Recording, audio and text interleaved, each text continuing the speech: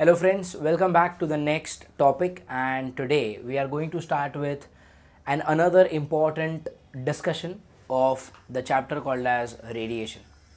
Now in the last lecture when we met, we finished with kinetic theory of gases, and KTG खत्म होने के बाद the next topic that we are going to study is modes of heat transfer.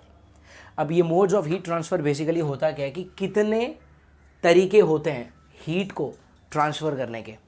It's like अगर ये pen है और मान लो कि ये क्लासरूम है and you know there are 10 benches. I want to pass this pen to the student who is sitting on the 10th bench. तो कितने तरीके हैं मेरे पास. एक कि मैं खुद उस स्टूडेंट को जाकर ये पेन दे दूँ. This is one of the method. Second method is ये पेन मैं फर्स्ट बेंच वाले को दे दूँ, फर्स्ट बेंच वाला सेकंड बेंच वाले को दे, सेकंड वाला थर्ड वाले को, थर्ड वाला फोर्थ वाले को, फोर्थ वाला फिफ्थ वाले को, राइट. और ऐसे ऐसे धीरे धीरे पीछे पास ऑन होता जाएगा. और तीसरा मेथड है कि ना मैं बीच वाले स्टूडेंट्स को डिस्टर्ब करूँ, ना मैं खुद वहाँ पर जाऊँ, ये पेन को मैं सीधा फेंक दूँ, राइट. ये पेन को मैं सीधा फेंक दूँ. तो there are 3 ways by which I can pass this pen to the student who is sitting on the last bench. There are 3 ways. Similarly, heat को भी एक जगह से दूसरी जगह पे भेजने के लिए there are 3 ways. The first way or the first method is called conduction. The second method is called convection. And the third method is called radiation. Conduction and convection, ये दोनों जो पार्ट है, this you have already studied in the discussion of thermal properties of matter. This you have already studied under the heading of what, thermal properties of matter. Today we are going to start with the third mode of heat transfer which is called as radiation. वैसे मैंने जो आपको pen वाला example दिया था, उसमें पहला example कौन सा दिया था कि मैं खुद वहाँ पर जाके एक पेन को मैं सीधा फेंकता हूँ, पेन को सीधा फेंकता हूँ. मतलब क्या बीच वाले कोई भी स्टूडेंट्स नहीं होंगे. वो एग्जांपल आप रिलेट कर सकते हो किसके साथ, रेडिएशन के साथ. ठीक है, वो वाला एग्जांपल आप किसके साथ रिलेट कर सकते हो, रेडिएशन के साथ. एंड कंडक्शन और कन्वेक्शन ये आपने ऑलरेडी किया हुआ है, तो I am not getting into the details of that because that itself is a very lengthy discussion. So we will start with radiation today. अच्छा, अब रेडिएशन का मतलब क्या है कि हीट ट्रांसफ़र होने वाला है. By which mode, by the mode of radiation. Okay, by the mode of radiation. Okay, fine. Now if I could give you a simple and everyday example of heat transfer through radiation, so that example would be the heat coming from sun on the surface of earth. I repeat, the most common example will be the heat coming from sun on the surface of earth. That will be the most common example. मतलब कुछ ऐसे, like this is earth, okay, this is earth, and यहाँ पर कहीं पे sun होगा, right. Now technically speaking, sun का जो size है वो earth से काफ़ी बड़ा होगा, but from the surface of earth when you look at the sun, you don't see sun that large. आपको तो एक छोटा सा spot ही दिखता है. Now this sun is a source of heat energy, right? So यहाँ से जो heat energy create हो रहा है, this is sent everywhere, right? This is sent everywhere. ये 3 dimensionally हर जगह पर जा रहा है. तो ये वाले जो heat radiations है, don't you think this will come and it will come to the surface of earth? तो ये सारे जो एनर्जी है जो सरफेस ऑफ अर्थ पे आ रहा है, तो what are all these waves coming? These are the electromagnetic waves. Okay, these are the electromagnetic waves. अच्छा, इलेक्ट्रोमैग्नेटिक वेव्स के पास होता है एनर्जी. ओके, इलेक्ट्रोमैग्नेटिक वेव्स के पास होता है energy. Which type of energy? In this case it will have heat energy and it will also have light energy. okay, it has what, heat energy and it has light energy. तो इसका मतलब कि heat भी electromagnetic होता है और light भी electromagnetic होता है. And since both of them are electromagnetic, there is a relation between heat and light also, and that we will study in this chapter. कि हीट और लाइट के बीच में आपस में क्या रिलेशन होता है, that also we will study. इस टॉपिक का the core part that we are going to study is कि the heat which is coming from the sun which falls on the earth, तो वो ऐसे ट्रैवल कर रहा है ना यहाँ पे, it is travelling from sun and earth and there is no medium between sun and earth, right. Sun और अर्थ के बीच में तो वैक्यूम होता है. तो इस वैक्यूम का मतलब क्या होता है, there is no materialistic medium, right. Vacuum का मतलब क्या होता है, there is no material medium. But even though there is no material medium, the heat energy is still coming from sun and reaching to earth. Okay, it is reaching to earth, and this type of heat transfer is called as radiation. This type of heat transfer is called as radiation. Okay, this type of heat transfer is called as what, radiation. Now you can make a note in your book that radiation मतलब क्या, it is a mode of heat transfer wherein there is no need of any material between the source and the receiver. ठीक है, जो heat energy produce कर रहा है और जो हीट एनर्जी को रिसीव कर रहा है, उन दोनों के बीच में हमें कोई भी मटेरियल मीडियम की ज़रूरत नहीं है. हीट डायरेक्ट यहाँ से निकलेगा वहाँ पे जाएगा. Fine.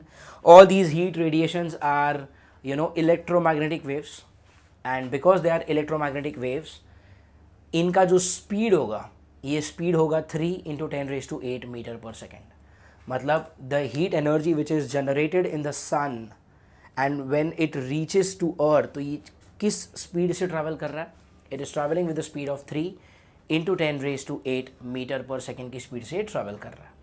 Okay, now we are going to discuss radiation in detail, and to discuss this chapter we are going to take one example, and आप इस example को अपने दिमाग के अंदर अच्छे से fit कर लेना, क्योंकि इस पूरे chapter में, okay, इस पूरे chapter में I guess the chapter will get over in 2 lectures.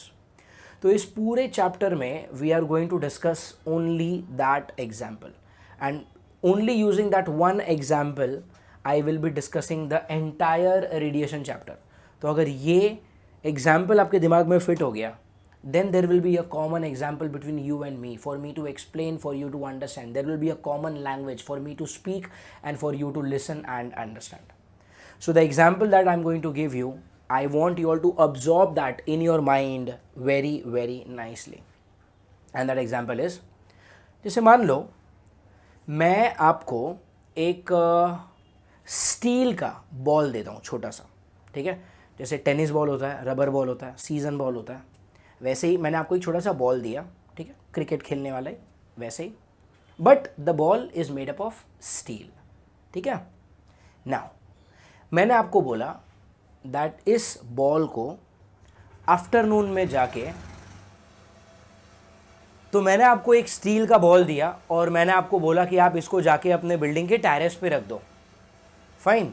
Now let us say it's a month of May and the time is afternoon 2 o'clock. So in the month of May, in the afternoon at 2 p.m, don't you think it is going to be damn hot? बहुत ही ज़्यादा गर्मी होगी. और ऐसी गर्मी में मैंने आपको एक स्टील से बना हुआ बॉल दिया और मैंने बोला कि आप अपने बिल्डिंग के टेरेस पे जाके रख दो. ठीक है, you are a very obedient person, sincere student हो आप. आपने मेरा बात माना, बॉल लिया और टेरेस पे जाके रख दिया. Now at 4 o'clock I asked you to get it back. ठीक है, मैंने आपको बोला कि आप उठा के लेकर आओ. अब इतना कॉमन सेंस आपके पास भी है, आपको पता है कि ये बॉल बहुत ही गर्म होगा क्योंकि आपने आफ्टरनून में रखा था. It's a metal ball. तो आप क्या करोगे, आप ग्लव्स पहनोगे, ऊपर जाओगे टेरेस पे और इस बॉल को लेकर नीचे आओगे. फिर मैं और आप क्या करने वाले, इसका टेम्परेचर मेजर करने वाला है। अब डेफिनेटली जब आप इसका टेम्परेचर मेजर करोगे तो इसका टेम्परेचर बहुत ज़्यादा होगा, है ना। ये जो बॉल है it is going to be at a very higher temperature then the regular one. So what is happening? Okay, what is happening to that ball? Let us say this is that steel ball. Okay, this is that steel ball. ये अपना object है. Steel ball का मैं सिर्फ आपको एक reference दे रहा हूँ, ठीक है. It can be an aluminium ball और any type of metal ball लेते हैं, ठीक है. इस बॉल को आपने टेरेस पे रखा. अब टेरेस पे रखोगे तो यहाँ से सन के हीट रेडिएशंस आ रहे हैं. So these are the heat radiations coming from the sun which are falling on the body. तो मैं इसको बोलूँगा इंसिडेंट, इसको मैं बोलूँगा इंसिडेंट हीट, जिसको मैं डिनोट करने वाला हूँ विद द लेटर Q.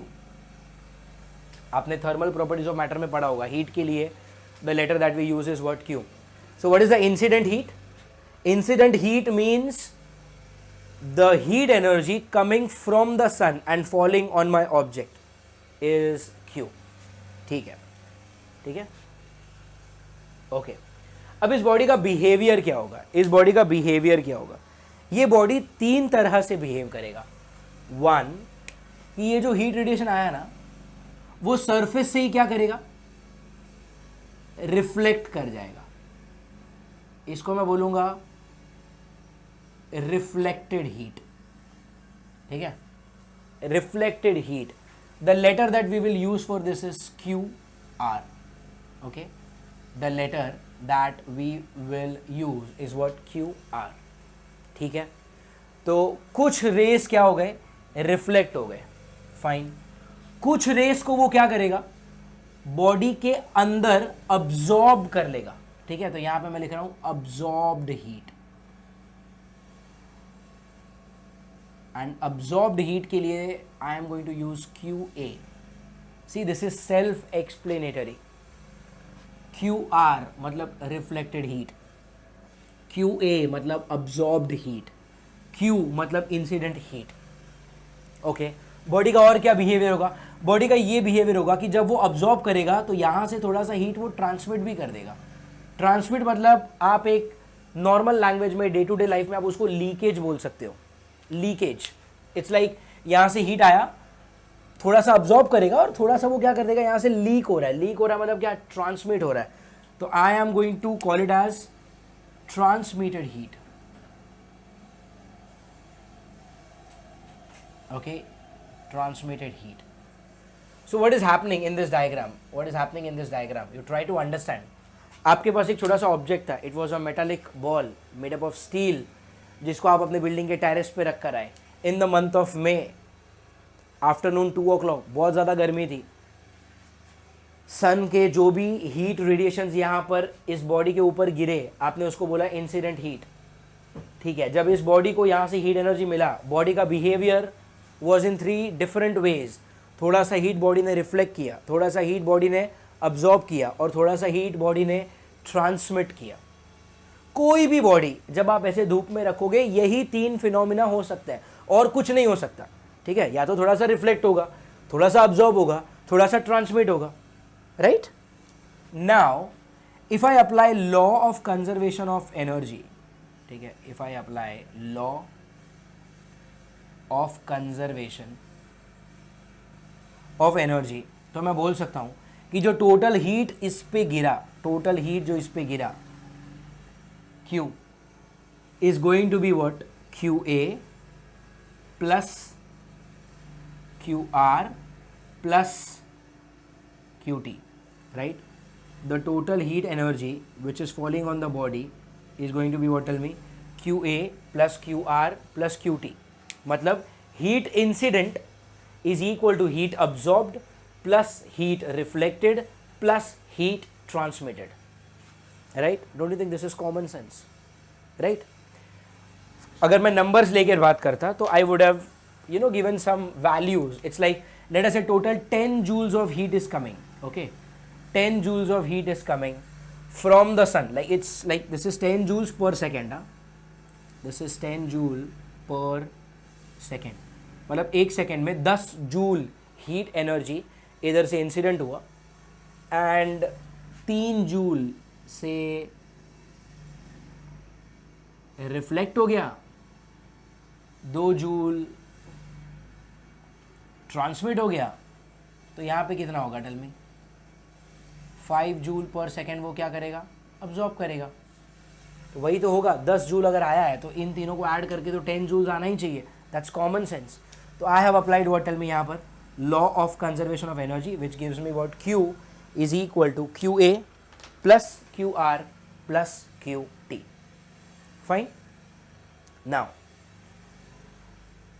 यहां पर if I ask you a question that is everybody in this world going to behave like steel body only, मतलब अगर मैंने स्टील के बॉल के जगह पर कोई और बॉडी रखा होता तो क्या वो भी इतना ही रिफ्लेक्ट करता, इतना ही अब्जॉर्ब करता और इतना ही ट्रांसमिट करता?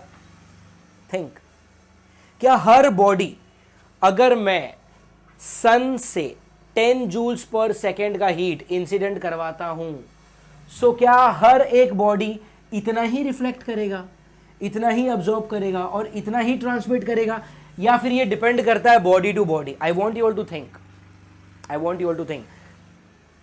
Every body, let us say there are 4 to 5 different bodies I have. कोई स्टील का बना हुआ है, कोई ग्लास का बना हुआ है, कोई शाइनी मिरर का बना हुआ है, सब पे मैंने 10 जूल्स पर सेकेंड डाला, तो क्या हर एक बॉडी ऐसे ही बिहेव करेगा कि सब ने 5 जूल अब्जॉर्ब करेगा, हर कोई 3 जूल रिफ्लेक्ट करेगा, हर कोई 2 जूल ट्रांसमिट करेगा? या फिर ये जो नंबर्स हैं वो सबके अलग अलग हो सकते हैं? डेफिनेटली सबके अलग अलग हो सकते हैं। फॉर एग्जाम्पल, अगर मैंने एक ट्रांसपेरेंट ग्लास रखा, if I keep a transparent glass, तो because it is transparent it is going to have what tell me most of the heat coming from the sun will be what tell me transmitted. I repeat, most of the heat coming from the sun will be what transmitted. If I have a shiny mirror, अगर मेरे पास एक shiny mirror हुआ तो mirror क्या करेगा? Mirror क्या करेगा? ज़्यादा से ज़्यादा हीट को क्या कर देगा? वो रिफ्लेक्ट कर देगा। If I have a metal body, तो मेटल बॉडी क्या करेगा? ज़्यादा से ज़्यादा हीट को क्या करेगा? अब्जॉर्ब करेगा। इसका मतलब हर बॉडी 5 जूल्स अब्जॉर्ब करेगा, 3 जूल रिफ्लेक्ट करेगा और 2 जूल ट्रांसमिट करेगा, ऐसा नहीं होता। वो डिपेंड करता है कि आपका बॉडी का मटेरियल किससे बना हुआ है, राइट? तो इस मटेरियल्स को पढ़ने के लिए हमने 3 कोएफिशिएंट्स बनाए। First is called as coefficient of absorption. Okay, first is called as what? Coefficient of absorption. Second is called as coefficient of reflection, and third is called as coefficient of transmission. Okay, first is called as what? Coefficient of absorption, then it is called as coefficient of reflection, and third thing is what? Coefficient of transmission. Coefficient of absorption will be denoted with letter A. This is going to be letter small r and this is going to be letter small t. Now what is coefficient of absorption? It is simple. पहले मैं ना formula लिख देता हूँ तो उसको define करना बहुत ही ईजी होगा. This is going to be QA upon Q. This is going to be QR upon Q and this is going to be QT upon Q. इसका मतलब क्या? The technical definition would be coefficient of absorption for a given body is defined as the ratio of total heat absorbed by the body to the total heat incident by the body. Coefficient of reflection for a given body is defined as the ratio of total heat reflected by the body to the total heat incident by the body. और यहाँ पर हम लोग बोलेंगे coefficient of transmission for a given body is defined as the ratio of total heat transmitted by the body to the total heat incident by the body. तो basically आप कर क्या रहे हो? You are comparing, right? You are comparing and कैसे compare कर रहे हो कि टोटल हीट कितना इंसिडेंट हुआ और उसमें से इसने कितना अब्जॉर्ब किया, that ratio is giving you coefficient of absorption. यहां पर क्या कितना रिफ्लेक्ट हुआ और कितना इंसिडेंट हुआ, वो जो रेशियो है वो आपको देगा कोएफिशिएंट ऑफ रिफ्लेक्शन, और कितना हीट टोटल ट्रांसमिट हुआ और कितना हीट उस पर इंसिडेंट हुआ था, इन दोनों का ratio is going to give you what tell me coefficient of transmission. Fine. अब definitely if you talk about mirror, mirror क्या करेगा, वो रिफ्लेक्ट ज़्यादा करेगा। अगर रिफ्लेक्ट ज़्यादा करेगा तो क्यू आर ज़्यादा होगा, क्यू आर ज़्यादा होगा तो आर का वैल्यू ज़्यादा होगा। If you talk about a metal, metal क्या करेगा, अब्जॉर्ब ज़्यादा करेगा। अब्जॉर्ब ज़्यादा करेगा मतलब क्या, क्यू ए ज़्यादा होगा, तो फॉर मेटल्स स्मॉल ए का value will be higher.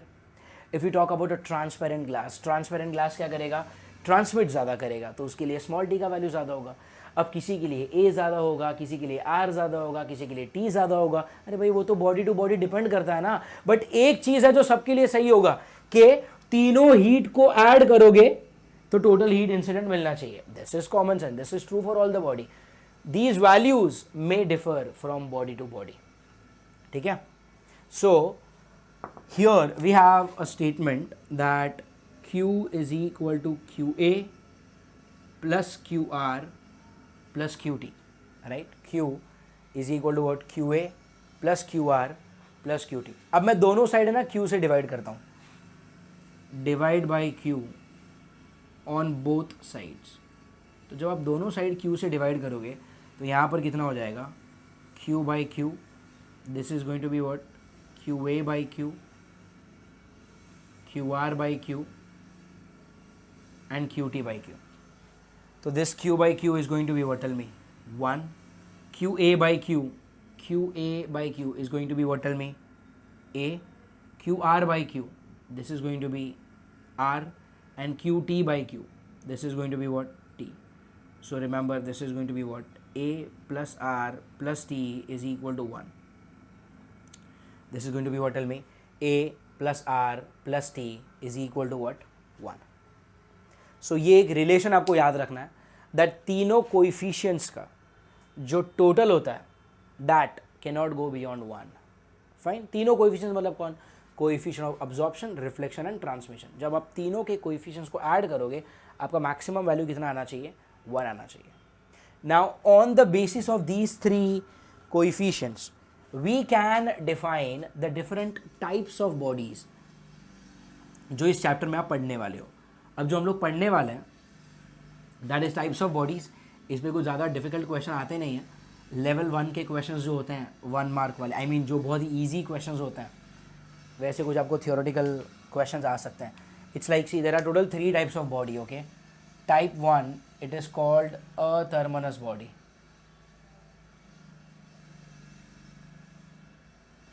Type 1 it is called as what, a thermalous body. Now what do you mean by a thermalous body?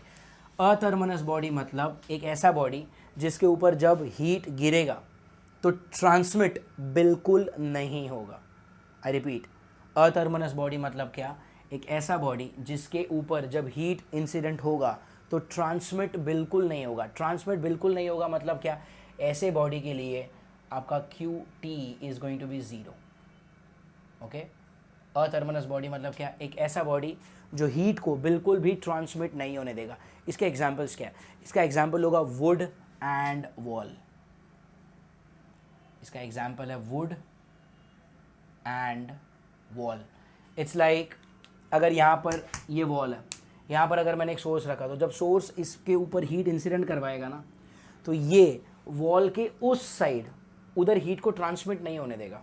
या तो ये क्या करेगा, रिफ्लेक्ट करेगा या तो अब्जॉर्ब कर लेगा. जो करना है करे, सिर्फ ट्रांसमिट नहीं कर सकता. तो एक अथर्मनस बॉडी मतलब क्या, you can make a note in your book that the definition of athermanous body will be what, it's a body that does not allow the incident heat radiation to transmit through it, to pass through it. मतलब light में जो OPEC medium होता है ना, जिसके आप उस तरफ क्या है वो देख नहीं सकते, राइट. जो ओपेक मीडियम होता है लाइट में, वो हीट में हो जाता है अथर्मनस बॉडी, राइट. ओके. अब definitely if QT is 0, look at this, if QT is 0 उसका मतलब क्या, स्मॉल t भी 0 हो जाएगा. ऐसे बॉडी के लिए याद रखो स्मॉल t का वैल्यू कितना हो जाएगा, 0. एंड अगर स्मॉल t का वैल्यू 0 हो गया तो यू कैन पुट 0 हियर. तो अगर स्मॉल टी जीरो के तो कितना होगा, a plus r is 1, right, a plus r is what, tell me, 1. Okay, ये हो गया first type of body. This is called as what, athermanous body. Fine. What is the second type of body? Second type of body is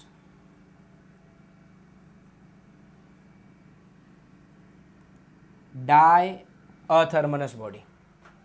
The second type of body that we are going to study is what? Diathermanous body. Now what do you mean by diathermanous body? Diathermanous body मतलब एक ऐसा body जिसके ऊपर if you incident heat, वो पूरे heat को transmit होने देगा. मतलब यहाँ पे अगर हीट गिरा तो पूरा का पूरा हीट यहाँ से ट्रांसमिट हो जाएगा. मतलब क्या, जितना भी हीट इंसिडेंट हुआ Q, वो पूरा का पूरा उसने क्या कर दिया, ट्रांसमिट कर दिया. मतलब उसका जो हीट है वो अब्जॉर्प्शन ज़ीरो एंड उसका जो हीट है उसका रिफ्लेक्शन भी ज़ीरो. एक ऐसा बॉडी जिसके ऊपर जब आप हीट रेडिएशन डालोगे तो ये बॉडी ना ही हीट को रिफ्लेक्ट करेगा ना ही उसको अब्जॉर्ब करेगा. ये पूरा का पूरा हीट क्या करेगा, सिर्फ और सिर्फ क्या करेगा, ट्रांसमिट करेगा. आई रिपीट, डायथर्मनस बॉडी मतलब in the chapter of light, जिसको आप ट्रांसपेरेंट मीडियम बोलते हो ना, ट्रांसपेरेंट मीडियम, वो इस चैप्टर में क्या बनेगा, डायथर्मनस बॉडी. मतलब क्या, all the heat energy that you are going to throw on a body, incident on a body, that heat energy is going to get transmitted. The absorption is zero and the reflection is zero. That is what you call diathermanous body. Now definitely if Q and QT are same, if Q and QT are same, मतलब ये cancel करेंगे दूसरे को, T का value कितना हो जाएगा, 1. तो एंड ऐसे बॉडी के लिए T का वैल्यू कितना होता है, 1. जाहिर सी बात है, अगर T का वैल्यू 1 हो गया तो ये 1 और ये 1 कट, ए और आर दोनों कैसे हो गए, ज़ीरो. एंड ये भी तो देख सकते हो, क्यू ए ज़ीरो है, क्यू आर ज़ीरो है, क्यू ए ज़ीरो है, क्यू आर ज़ीरो है, तो आपका ए और आर भी कैसा हो गया, ज़ीरो हो गया. मतलब a is zero and your small r is also what, tell me, zero. So it's a body which has coefficient of absorption as 0, reflection as 0 and coefficient of transmission as 1. Okay, fine. The next type of body that we are going to study is a black body. Okay, it's a black body. Black body का मतलब क्या होता है, black body को black colour के साथ compare मत करो, ठीक है. Black colour is different, black body is different. Black body का कलर रेड भी हो सकता है, ब्लैक बॉडी का कलर येलो भी हो सकता है. तो when I tell you black body, don't start imagining black colour itself. When I say black body का मतलब क्या, एक ऐसा बॉडी जिसके ऊपर आपने जितना भी हीट इंसिडेंट किया वो पूरा का पूरा हीट क्या करेगा, अब्जॉर्ब कर लेगा. It's a body that absorbs all the heat energy incident on it, that is what you call black body. अब देखो जाहिर सी बात है, अगर Q एंड QA इक्वल हो गए, Q एंड QA इक्वल हो गए, मतलब A का वैल्यू कितना हो जाएगा, 1. तो ऐसी बॉडी के लिए A का वैल्यू कितना होगा, 1 होगा. फाइन. अच्छा, ये ब्लैक बॉडी मतलब कैसा बॉडी, जो हीट को रिफ्लेक्ट नहीं करता, जो हीट को ट्रांसमिट नहीं करता, वो पूरा का पूरा हीट क्या कर लेगा, अब्जॉर्ब कर लेगा. और अगर वो पूरा का पूरा हीट एनर्जी अब्जॉर्ब कर रहा है तो रिफ्लेक्शन और ट्रांसमिशन ज़ीरो हो गए. रिफ्लेक्शन ज़ीरो मतलब R ज़ीरो, ट्रांसमिशन ज़ीरो मतलब T ज़ीरो. तो इसका मतलब क्या, इसके लिए R का वैल्यू ज़ीरो, इसके लिए T का वैल्यू भी कैसा हो जाएगा, ज़ीरो हो जाएगा. ओके, इसके लिए R और T दोनों के वैल्यू कैसे हो जाएंगे, ज़ीरो हो जाएंगे. So you try to understand one thing, that a black body is a body which does not absorb anything. Sorry, a black body is a body, I'm sorry, which absorbs everything and does not reflect or transmit anything, is called as what, a black body.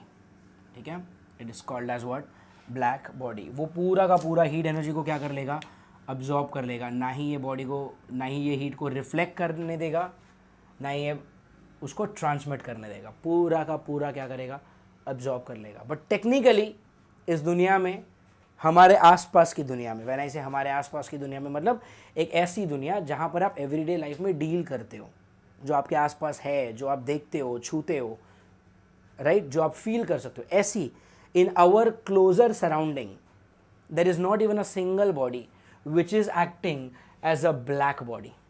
ऐसी कोई body ही नहीं है हमारे आसपास जो पूरे heat energy को absorb कर सके। थोड़ा बहुत ट्रांसमिशन या रिफ्लेक्शन होता ही है, right. However you can make a note,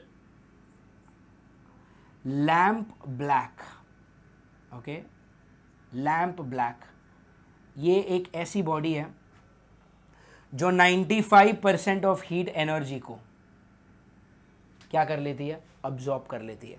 या फिर और एक बॉडी है, there is something called as platinum black. Platinum black 98% of heat energy को अब्जॉर्ब कर लेती है। So lamp black and platinum black are very close to a perfectly black body, but even they are not perfectly black body. देखो ना, 5% का reflection transmission यहाँ पर हो रहा है, 2% का रिफ्लेक्शन ट्रांसमिशन यहाँ पर भी हो रहा है, but still they are very close. So in our day to day life, lamp black and platinum black are the two bodies which are absorbing 95 and 98% of heat energy incident on it respectively, ठीक है। 100% absorption वाला कोई body बना ही नहीं है, ठीक है। सो बस ऐसी 3 टाइप की बॉडी हमको पढ़ने थे। The first type of body is what, athermanous body, एक ऐसा बॉडी जो हीट को ट्रांसमिट नहीं होने देगा। डायथर्मनस बॉडी मतलब क्या, एक ऐसा बॉडी जो बिल्कुल इससे उल्टा है, पूरा का पूरा हीट एनर्जी वो क्या करेगा, ट्रांसमिट करेगा। And the next body is what, black body, मतलब एक ऐसा बॉडी जो हीट को ना रिफ्लेक्ट होने देगा ना ट्रांसमिट होने देगा, पूरा का पूरा एनर्जी को it will what tell me only absorb. However in our day to day life, in our closer surrounding, there is not even a single body which is acting as a perfectly black body. Still, for the practical purpose, 95 to 98% of heat energy absorb कर पाते हैं ऐसे 2 body हैं, and they are what, lamp black and platinum black, ठीक है। Then there was an artificial attempt to make a black body which is called as Fairy's black body, which is also called as perfectly black body। एक artificial attempt किया किसी ने। अभी मैंने तो अब भी आपको बोला ना कि परफेक्टली ब्लैक बॉडी जैसा हमारे सराउंडिंग में कुछ एग्जिस्ट ही नहीं करता। ये बॉडी 95% तक अब्जॉर्ब कर ले रहा है और ये 98% तक अब्जॉर्ब कर ले रहा है। तो मतलब क्या, 2% यहाँ पर और 5% यहाँ पर लीकेज तो है ना, रिफ्लेक्शन तो है ना। मतलब क्या, we have very close to a black body but not perfectly black body, and then there was an attempt by somebody to make a black body which is behaving as a perfectly black body, and that is called as what, Fairy's black body। अब इन्होंने क्या किया, try to imagine a football, एक ऐसा football imagine करो जिसके अंदर मैंने एक छोटा सा होल कर दिया है, ठीक है, मैंने एक छोटा सा होल कर दिया है। तो अगर मैंने उसको यहाँ पर ड्रॉ किया तो don't you think it will look like this. तो ये है वो फुटबॉल जिसके अंदर एक मैंने यहाँ से एक होल कर दिया, this is the hole, get it. So now what is this. तो इन्होंने एक अटेम्प्ट किया कि एक स्फेरिकल बॉडी लिया, उसके वहाँ पर एक छोटा सा होल कर दिया, एंड इस स्फेरिकल बॉडी का ना देयर वर 2 वॉल्स। इस स्फेरिकल बॉडी को 2 वॉल्स थे। तो you can imagine a double walled spherical body, okay, you can imagine a double walled spherical body, fine। इस वॉल और इस वॉल के बीच में इट्स वैक्यूम, इस वॉल और इस वॉल के बीच में देयर इज वैक्यूम। वैक्यूम मतलब क्या, no material medium present. No material medium present मतलब क्या, कंडक्शन और कन्वेक्शन नहीं हो सकता, ठीक है, there is vacuum. And right in front of this hole, इस होल के एग्जैक्ट सामने there is a conical projection. Right in front of this hole there is a conical projection, मतलब यहां पर ऐसा उन्होंने एक छोटा सा एक प्रोजेक्शन बना दिया, fine. What else, the inner wall, okay, the inner wall of this sphere, इसको हमने कोटिंग कर दिया। किस चीज़ का कोटिंग, लैम्प ब्लैक या फिर प्लैटिनम ब्लैक, जो भी है तुम्हारे पास अवेलेबल, उसका अंदर एक कोटिंग कर दो पूरा।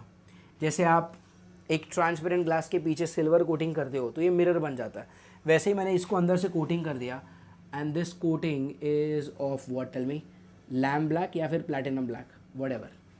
तो इसके अंदर वाले वॉल को आई डिड सम कोटिंग, पूरा the entire inner wall is coated like this. So when I am drawing this, even you can draw along with me. Okay, so this is our coating. We are done with it.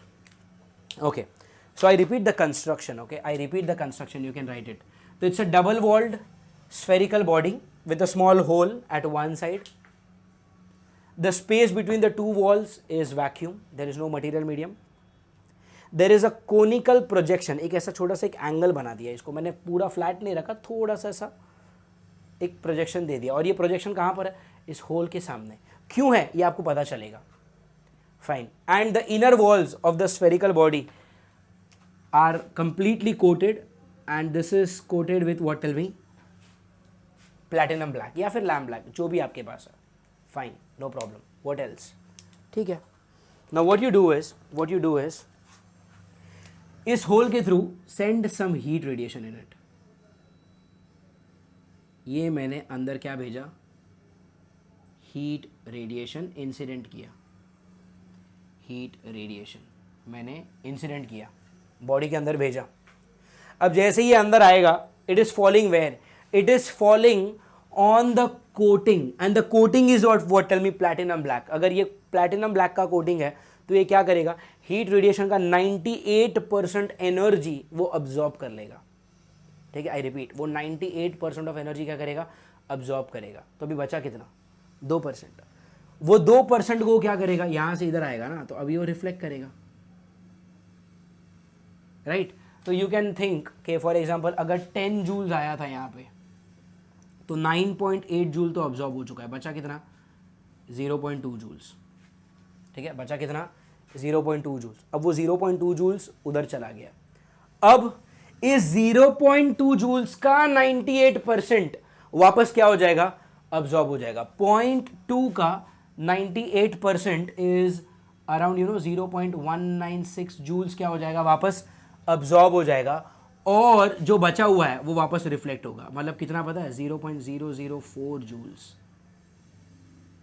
Are you understanding it? तो देखो हो क्या रहा है, आपने भेजा कितना अंदर, 10 जूल्स, फर्स्ट शॉट में ही 9.8 जूल अब्जॉर्ब हो गया, 0.2 बचा, वो रिफ्लेक्ट हो गया। फिर वो 0.2 का 98% मतलब कितना, 0.196 क्या हो गया, अब्जॉर्ब हो गया, और फिर बचा कितना, 0.004, वो क्या होगा, रिफ्लेक्ट हो गया। सो जस्ट अभी मैं नंबर्स को निकाल दे रहा हूँ। सो what is happening, can I से ड्रास्टिकली बहुत ज़्यादा अब्जॉर्प्शन हो रहा है, बहुत छोटा सा पार्ट वो क्या कर रहा है, रिफ्लेक्ट कर रहा है। देखो ना अभी 0.004 जूल्स ही है, तो यहाँ से भी उस 0.004 का 98% वापस क्या हो जाएगा, अब्जॉर्ब हो जाएगा, and the rest will be what, reflected, and then again reflected, and then again reflected. तो डोंट यू थिंक ऐसे 5-6 बार अगर रिफ्लेक्शन हो गया तो एवरी रिफ्लेक्शन में 98% ऑफ एनर्जी क्या होता रहेगा, अब्जॉर्ब होता रहेगा, अब्जॉर्ब होता रहेगा, अब्जॉर्ब होता रहेगा। और एक वक्त ऐसा आएगा कि अब्जॉर्ब होते होते आपने जो भी हीट रेडिएशन अंदर भेजा था वो पूरा का पूरा क्या हो चुका है, अब्जॉर्ब हो चुका है।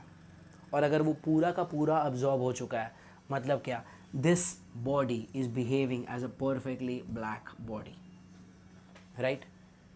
तो आपको एग्जाम में ये क्वेश्चन पूछा जाता है, मोस्टली ये आता है थियोरेटिकल एग्जाम में, like when you go for your boards exam, तो बोर्ड्स में ये पूछा जाता है like what is Ferry's black body, और ये क्वेश्चन आता है यूजुअली 3 मार्क के लिए।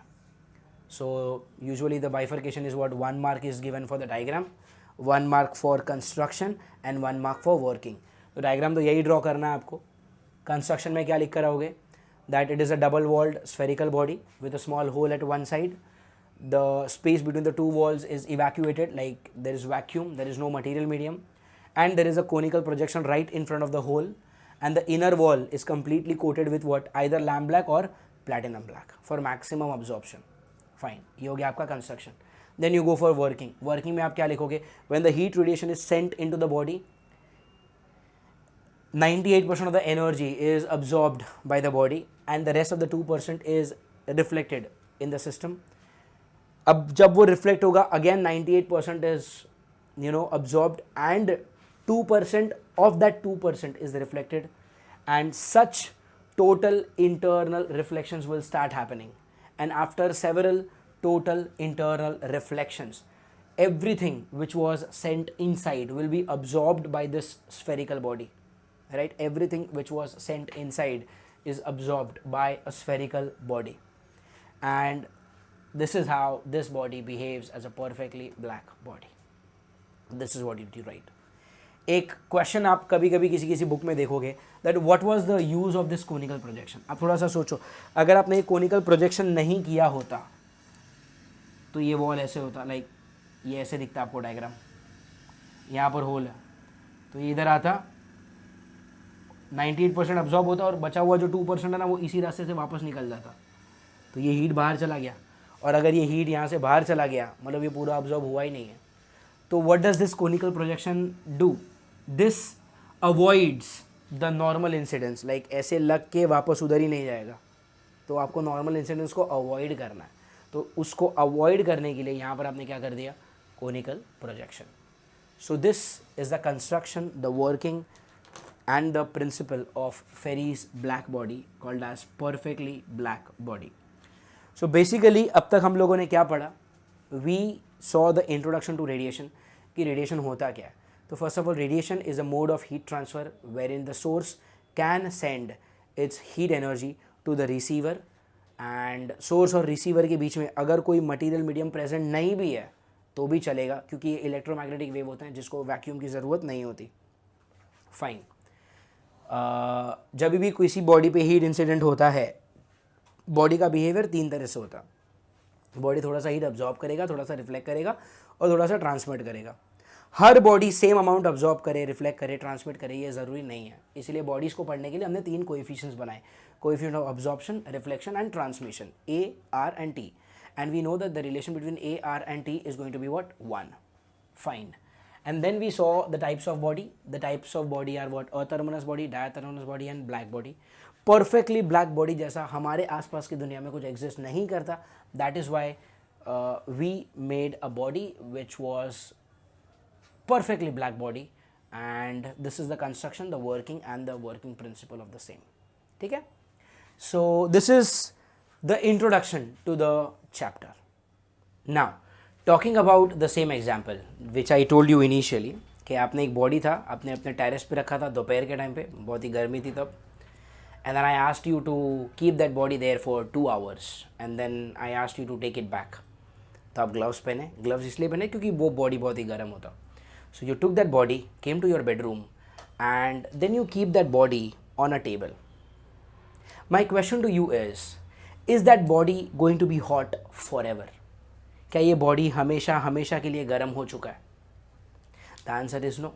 The body will cool down. Now my question to you is why will that body why will that body be cooling down? वो ठंडा क्यों हो रहा है?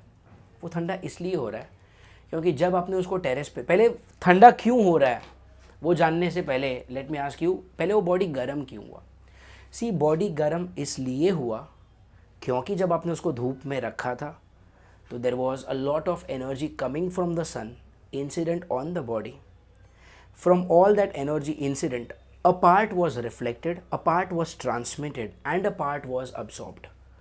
जो absorbed part था उसके वजह से बॉडी का टेम्परेचर इंक्रीज हुआ. आई रिपीट, जो absorbed एनर्जी था उसके वजह से बॉडी का टेम्परेचर इंक्रीज हुआ. अब ये हमें पता है कि कोई भी बॉडी अगर गर्म है तो वो हमेशा के लिए गर्म नहीं रहती, कुछ देर के बाद वो बॉडी ठंडा हो जाता है. और उसका सिंपल रीज़न ये है, बॉडी ठंडा इसलिए होता है क्योंकि जो अब्जॉर्ब्ड हीट था, अब वो हीट हमेशा के लिए बॉडी खुद के पास रख नहीं लेता. अब इस हीट को आपका जो बॉडी है वो बाहर निकालेगा. And this heat that the body absorbed, it is the same heat which will be emitted now, और हम इसको बोलेंगे हीट एनर्जी एमिटेड. जब आपने इस बॉडी को सन में रखा था, आई मीन सन के सामने एज इन जब आपने इसको टेरेस पे रखा था, यहाँ से हीट एनर्जी आ रहा था, थोड़ा सा उसने अब्जॉर्ब किया, और अब आप उसको लेकर आए हो रूम में लेकर आए हो, मतलब क्या, अब सन नहीं है, मतलब अब इसके ऊपर कुछ इंसिडेंट नहीं हो रहा है, ठीक है, इसको जितना अब्जॉर्ब करना था कर चुका, टेरेस पे रखा था तब। अब ये बॉडी क्या करेगा, उसी एनर्जी को वो क्या करेगा, अपने अंदर से बाहर निकालेगा, and this will be called as heat energy emitted. This is called as heat emitted, and heat emitted के लिए भी we are going to use the letter Q. Okay, the heat energy emitted is also denoted as like with the letter Q. तो basically can I से ये heat emitted वही है जो इसने पहले अब्जॉर्ब किया था, डेफिनेटली यस, पहले उधर से अब्जॉर्ब करेगा तो ही तो यहां पर एमिट करेगा, राइट? पढ़ना क्या है हमें, why am I discussing this example, हमें पढ़ना है there is something called as emissive power. There is something called as emissive power, letter E से डिनोट होता है ये। There is something called as emissive power, letter E से denote होता है। What is this, what is this emissive power? The definition is the heat energy emitted by a body per unit area per unit time. Okay, जितना energy एक body emit करेगा, मतलब क्या, खुद से बाहर निकाल देगा, जितना एनर्जी बॉडी खुद के अंदर से एमिट कर देगा पर unit area per unit time is called emissive power of the body, is called emissive power of the body at that temperature, at that temperature. Letter क्या बोला मैंने, E, तो अगर आप E के लिए फॉर्मूला बनाते हो तो आप क्या लिखोगे, emissive power E is equal to heat energy emitted, energy emitted के लिए भी मैं क्या यूज करता हूँ, letter Q, per unit area मतलब A, पर यूनिट टाइम मतलब T, तो E का फॉर्मूला क्या हो जाएगा, tell me, Q/AT। Okay, E का फॉर्मूला क्या हो जाएगा, Q/AT। अच्छा, what will be the unit, Q मतलब heat, joule, area metre square, time second. So इसका यूनिट क्या होने वाला है, यूनिट क्या होने वाला है, joule per metre square per second. अच्छा, ये तो हो गया ऐसा यूनिट, राइट, ये हो गया ऐसा यूनिट। CGS यूनिट क्या हो जाएगा, जूल का क्या होता है, कैलोरी, मीटर स्क्वायर का सेंटीमीटर स्क्वायर, और सेकंड एज इट इज। तो एमिसिव पावर के दो यूनिट्स हो गए, जूल पर मीटर स्क्वायर पर सेकंड या फिर कैलोरी पर सेंटीमीटर स्क्वायर पर second, right? So what is emissive power? Emissive power मतलब आपका बॉडी कितना एनर्जी एमिट करता है in from a unit area in 1 second. पर यूनिट एरिया मतलब क्या, कि एक यूनिट एरिया से कितना एनर्जी बाहर निकला 1 सेकेंड के अंदर, उसको मैं बोलूंगा उस बॉडी का emissive power. Okay, E is equal to Q/AT। Get it? Now think a little, अगर कोई बॉडी ऐसा बॉडी है जिसने टेरेस पे ज़्यादा हीट अब्जॉर्ब किया होगा, तो डोंट यू थिंक वो एमिट भी ज़्यादा करेगा? और अगर वो एमिट ज़्यादा कर रहा है मतलब उसका एमिसिव पावर भी कैसा है, ज़्यादा है। अगर किसी बॉडी ने टेरेस पे अब्जॉर्प्शन ही कम किया है, अगर अब्जॉर्प्शन ही कम हुआ है मतलब एमिशन भी कम होगा, और अगर एमिशन ही कम है तो फिर एमिसिव पावर भी तो कम ही होगा। तो इसका मतलब a body which absorbs more will also emit more, and the body that emits more will have more value of emissive power. उसका उल्टा, the body that absorbs less will emit less, and if a body is emitting less it means it will have lesser emissive power. ठीक है, तो ये एक चीज़ हमको पढ़नी थी। there is something called as emissive power. The definition is what, the heat energy emitted by a body per unit area per unit time is called emissive power of the body at that temperature. Fine, उसकी units हमने देख लिए। Okay, now why did we discuss emissive power? We had to discuss emissive power because we wanted to study there is something called as Stefan's law. We discussed emissive power I hope आपने ये copy कर लिया है। और ये हमने इसलिए पढ़ा because we had to discuss Stefan's law, and before we discuss Stefan's law I am expecting कि आपने ये डेफिनेशन लिख लिया होगा. Now you write down a note. Write down a note. The emissive power of a body depends on emissive power of a body, मतलब क्या, capital E depends on, it depends upon several things, जैसे temperature of body, ठीक है, temperature of body, then it depends on temperature of surrounding,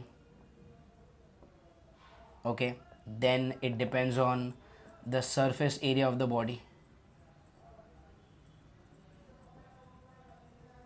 and then it depends upon nature of the body. Let me explain each with some example. Temperature of the body.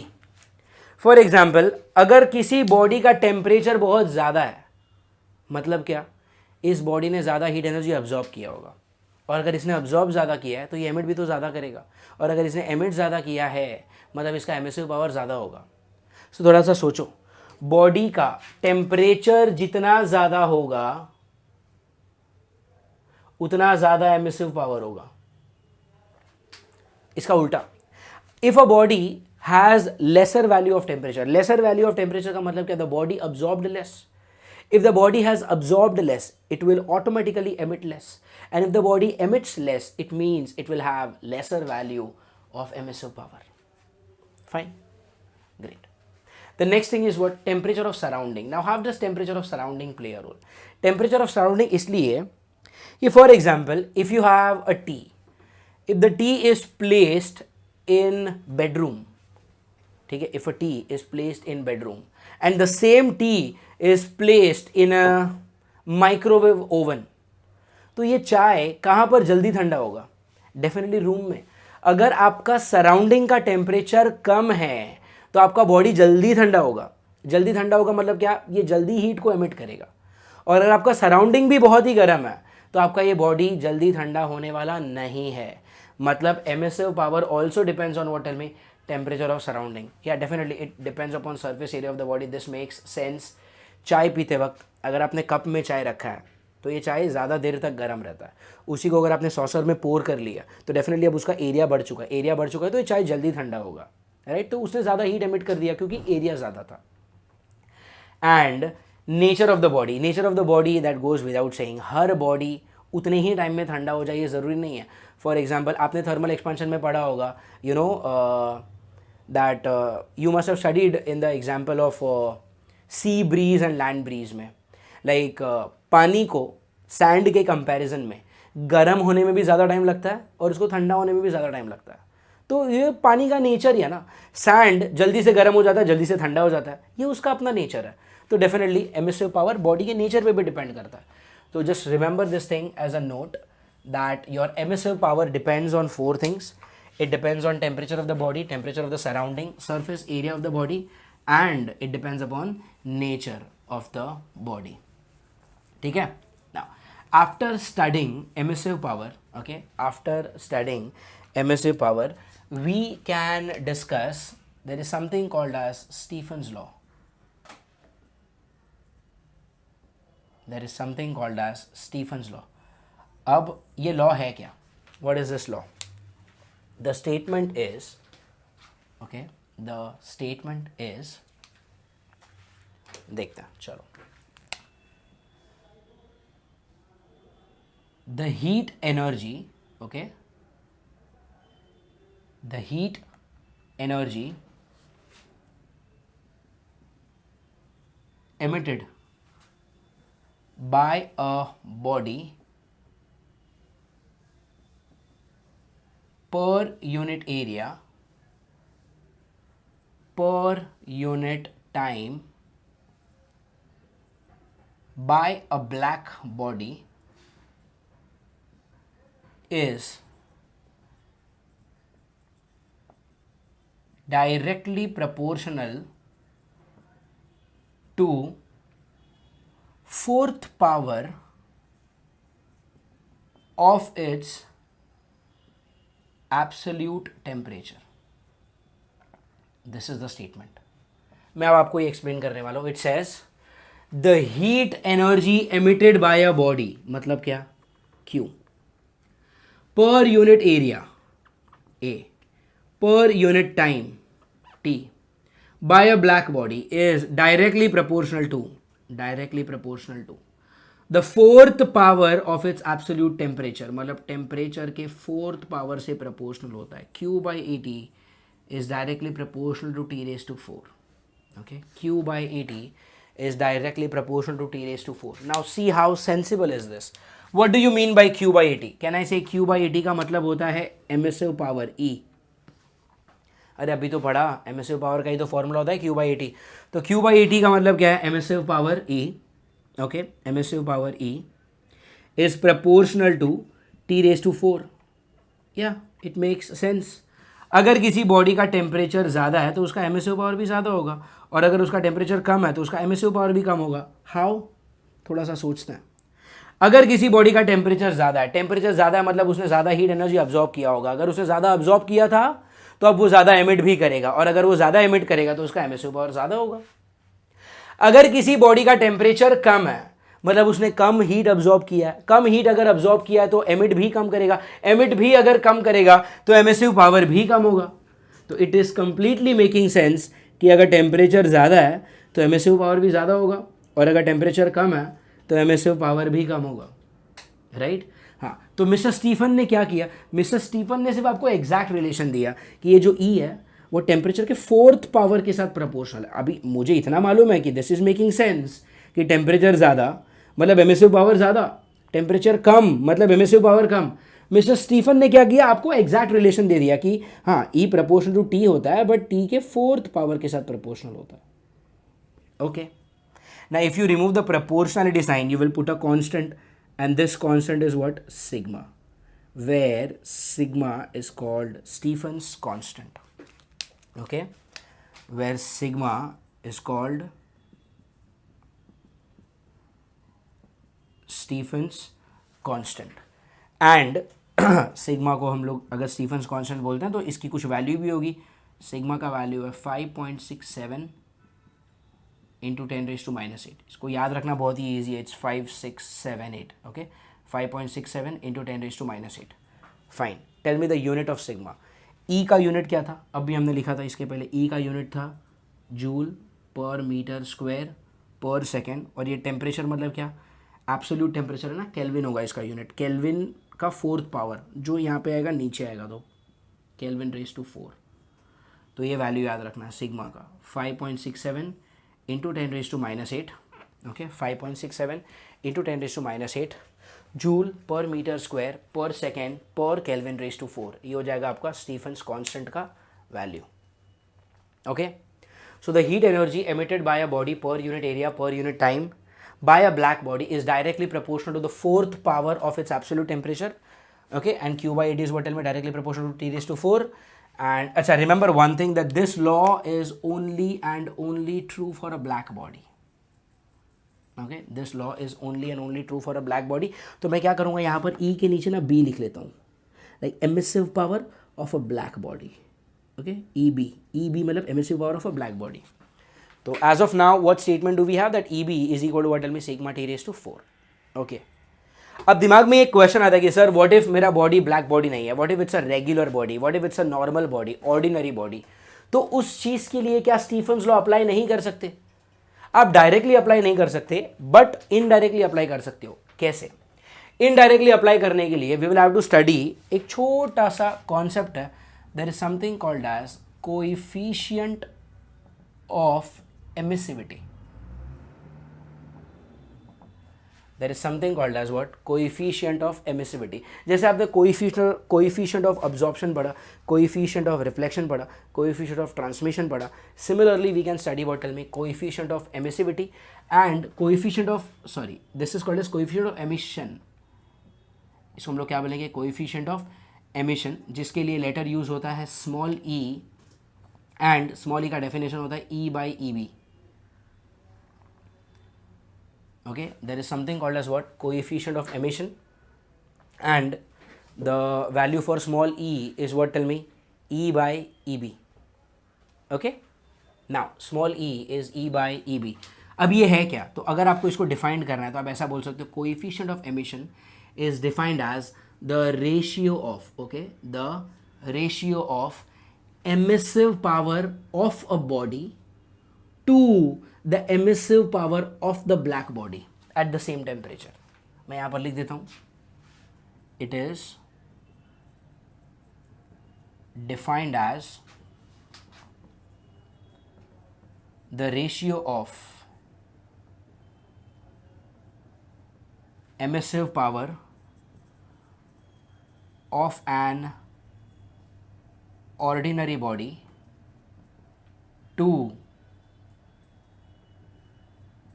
the emissive power of a black body at the same temperature. इसका मतलब क्या? आप एक ordinary body ले लो और आप और एक ब्लैक बॉडी ले लो, ठीक है. This is, I am writing OB, ordinary body. This is BB, this is black body. दोनों का टेम्परेचर सेम होना चाहिए. मतलब लेट अस से ये भी है 3000 केल्विन पे और ये भी है 3000 केल्विन पे. अब आप इसका एमिसिव पावर चेक करो. इसका एमिसिव पावर मतलब क्या कि ये कितना हीट एमिट कर रहा है from unit area in a unit time, और आप इसका भी एमिसिव पावर देखो कि ये कितना हीट एमिट कर रहा है in a unit area in a unit time. इसको मैं बोलूँगा EB, क्योंकि इट्स अ ब्लैक बॉडी ना. तो आप क्या करो, सेम टेम्परेचर पे दो अलग अलग बॉडी रखो, एक नॉर्मल बॉडी, ऑर्डिनरी बॉडी, और एक ब्लैक बॉडी. दोनों बॉडी का टेम्परेचर सेम करो एंड सेम करने के बाद आप चेक करो कि इसका एमिसिव पावर क्या है और इसका एमिसिव पावर क्या है, और फिर इसके एमिसिव पावर और इसके एमिसिव पावर का रेशियो लो, और ये जो रेशियो आएगा उसको आप क्या बोलेंगे, कोएफिशिएंट ऑफ एमिशन, जो इस बॉडी के लिए डिफाइन होगा, ऑर्डिनरी बॉडी के लिए. Okay, so I am expecting ये आपने यहाँ तक लिख लो and then you make a note and then you copy this. So what is coefficient of emission? It is defined as the ratio of emissive power of an ordinary body to the emissive power of a black body at the same temperature. I repeat, वो important है यहाँ, at the same temperature you have to write this. That's important कि आप उन दोनों चीज़ों को at the same temperature he compare करोगे. Fine. Okay. What else? तो यहाँ पे you call this as equation number 1. You call this as equation number 1. अच्छा, and what is the second equation then? Coefficient of emission, small e. अब भी पढ़ा, small e क्या होता है? E by EB. If small e is E by EB, अच्छा मैं यहाँ पे लिख रहा हूँ we know that. Okay? मैं यहाँ पे लिख रहा हूँ we know that small e is what, tell me, E by EB. If small e is E by EB, then यहाँ से EB क्या हो जाएगा, tell me? EB will become what, tell me? Capital E by small e. Call this as equation 2. Equation 1 tells you EB is sigma T raised to 4. Equation 2 tells you EB is E by E. So can you not compare 1 and 2? Compare 1 and 2. तो अगर आपने 1 और 2 को compare किया तो यहाँ पर EB है, और this EB is what, tell me? E by E. E by E. And right side में क्या आपके पास, sigma T raised to 4. Right side में आपके पास क्या है, सिग्मा T raised to 4. तो यहाँ से what is E? E is equal to what? Small e sigma T raised to 4. तो you try to understand the difference. इस इक्वेशन में आपके पास एमिसिव पावर है, बट ये एमिसिव पावर किसका है? This is for a black body. This is for a black body. And ये किसका है? ये भी तो एमिसिव पावर ही है. This is for an ordinary body. This is for an ordinary body. And look at the difference in the formula. इधर भी क्या है, सिग्मा T raised to 4. यहाँ पर भी क्या है, sigma T raised to 4. The only thing is what, small e का value. And what is small e? Coefficient of emission. Don't you think small e का value for a black body is going to be 1? Why? क्योंकि small e का formula क्या होता है, emissive power of any body upon black body. तो अगर आपको small e की वैल्यू चाहिए, ठीक है, अगर आपको स्मॉल ई की ही वैल्यू चाहिए for a black body, then this will become what, EB by EB which is equal to 1. तो अगर आपने E का वैल्यू यहाँ पर 1 डाल दिया, E का वैल्यू 1 डाल दिया, तो डोंट यू थिंक आपको ये मिल जाएगा. आप क्या रेकमेंड करोगे एज अ स्टूडेंट, ये याद रखना या ये याद रखना? I will recommend you all to remember this, capital E is equal to what, E times sigma T raise to 4. Okay, E times sigma T raised to 4. Okay, that is what I would recommend. And what is this small e? This small e is coefficient of emission, and for a black body small e का value कितना हो जाएगा, 1 हो जाएगा. ठीक है. Now e का we have a formula. Okay, e के लिए फॉर्मूला है, क्या फॉर्मूला है, q by at, राइट, क्या फॉर्मूला है, q by at, और इस तरफ क्या है, e sigma T raise to 4, right, क्या हो जाएगा, e sigma T raise to 4. तो यहाँ से अगर मैं इस a को यहाँ पर लेके जाता हूँ तो आई विल हैव व्हाट, में q by t is equal to a e sigma T raise to 4. q by t will become what, tell me, a e sigma T raised to 4. How will you read this q by t? This q by t has many types of name.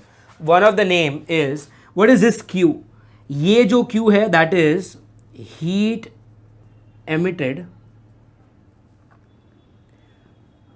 पर unit time. Okay, इसका पहला नाम क्या है, heat emitted पर unit time. अच्छा, heat emitted और heat radiated same होता है, ठीक है. तो कहीं पर अगर आप एमिशन वर्ड देखो, कहीं पे आप रेडिएशन वर्ड देखो तो it's same. So this is what, tell me, this is also heat radiated per unit time. ठीक है. इसका और एक नाम क्या है, इसका और एक नाम है रेट ऑफ एमिशन. ठीक है, कभी कभी इसको क्या बोला जाएगा, रेट ऑफ एमिशन. कभी कभी इसको क्या बोला जाएगा, रेट ऑफ रेडिएशन. ठीक है, कभी कभी इसको क्या बोला जाएगा, रेट ऑफ रेडिएशन. कभी कभी इसको बोला जाएगा रेडिएंट पावर.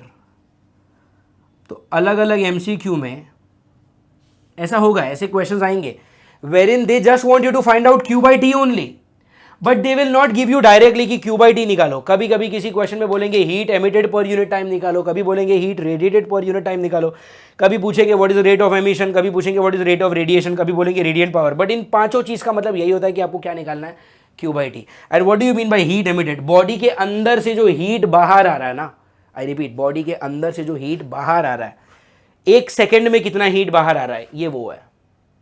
ठीक है, बॉडी के अंदर से एक सेकंड में कितना हीट बाहर आ रहा है, ये वो है. तो फॉर्मूला क्या याद रखना है, a E sigma T raise to 4. This is a very very important formula. बहुत सारे एमसीक्यूज आएंगे इसके ऊपर. ये आपको क्या देगा कि कितना हीट एमिट हुआ इन 1 सेकेंड. इन 1 सेकेंड.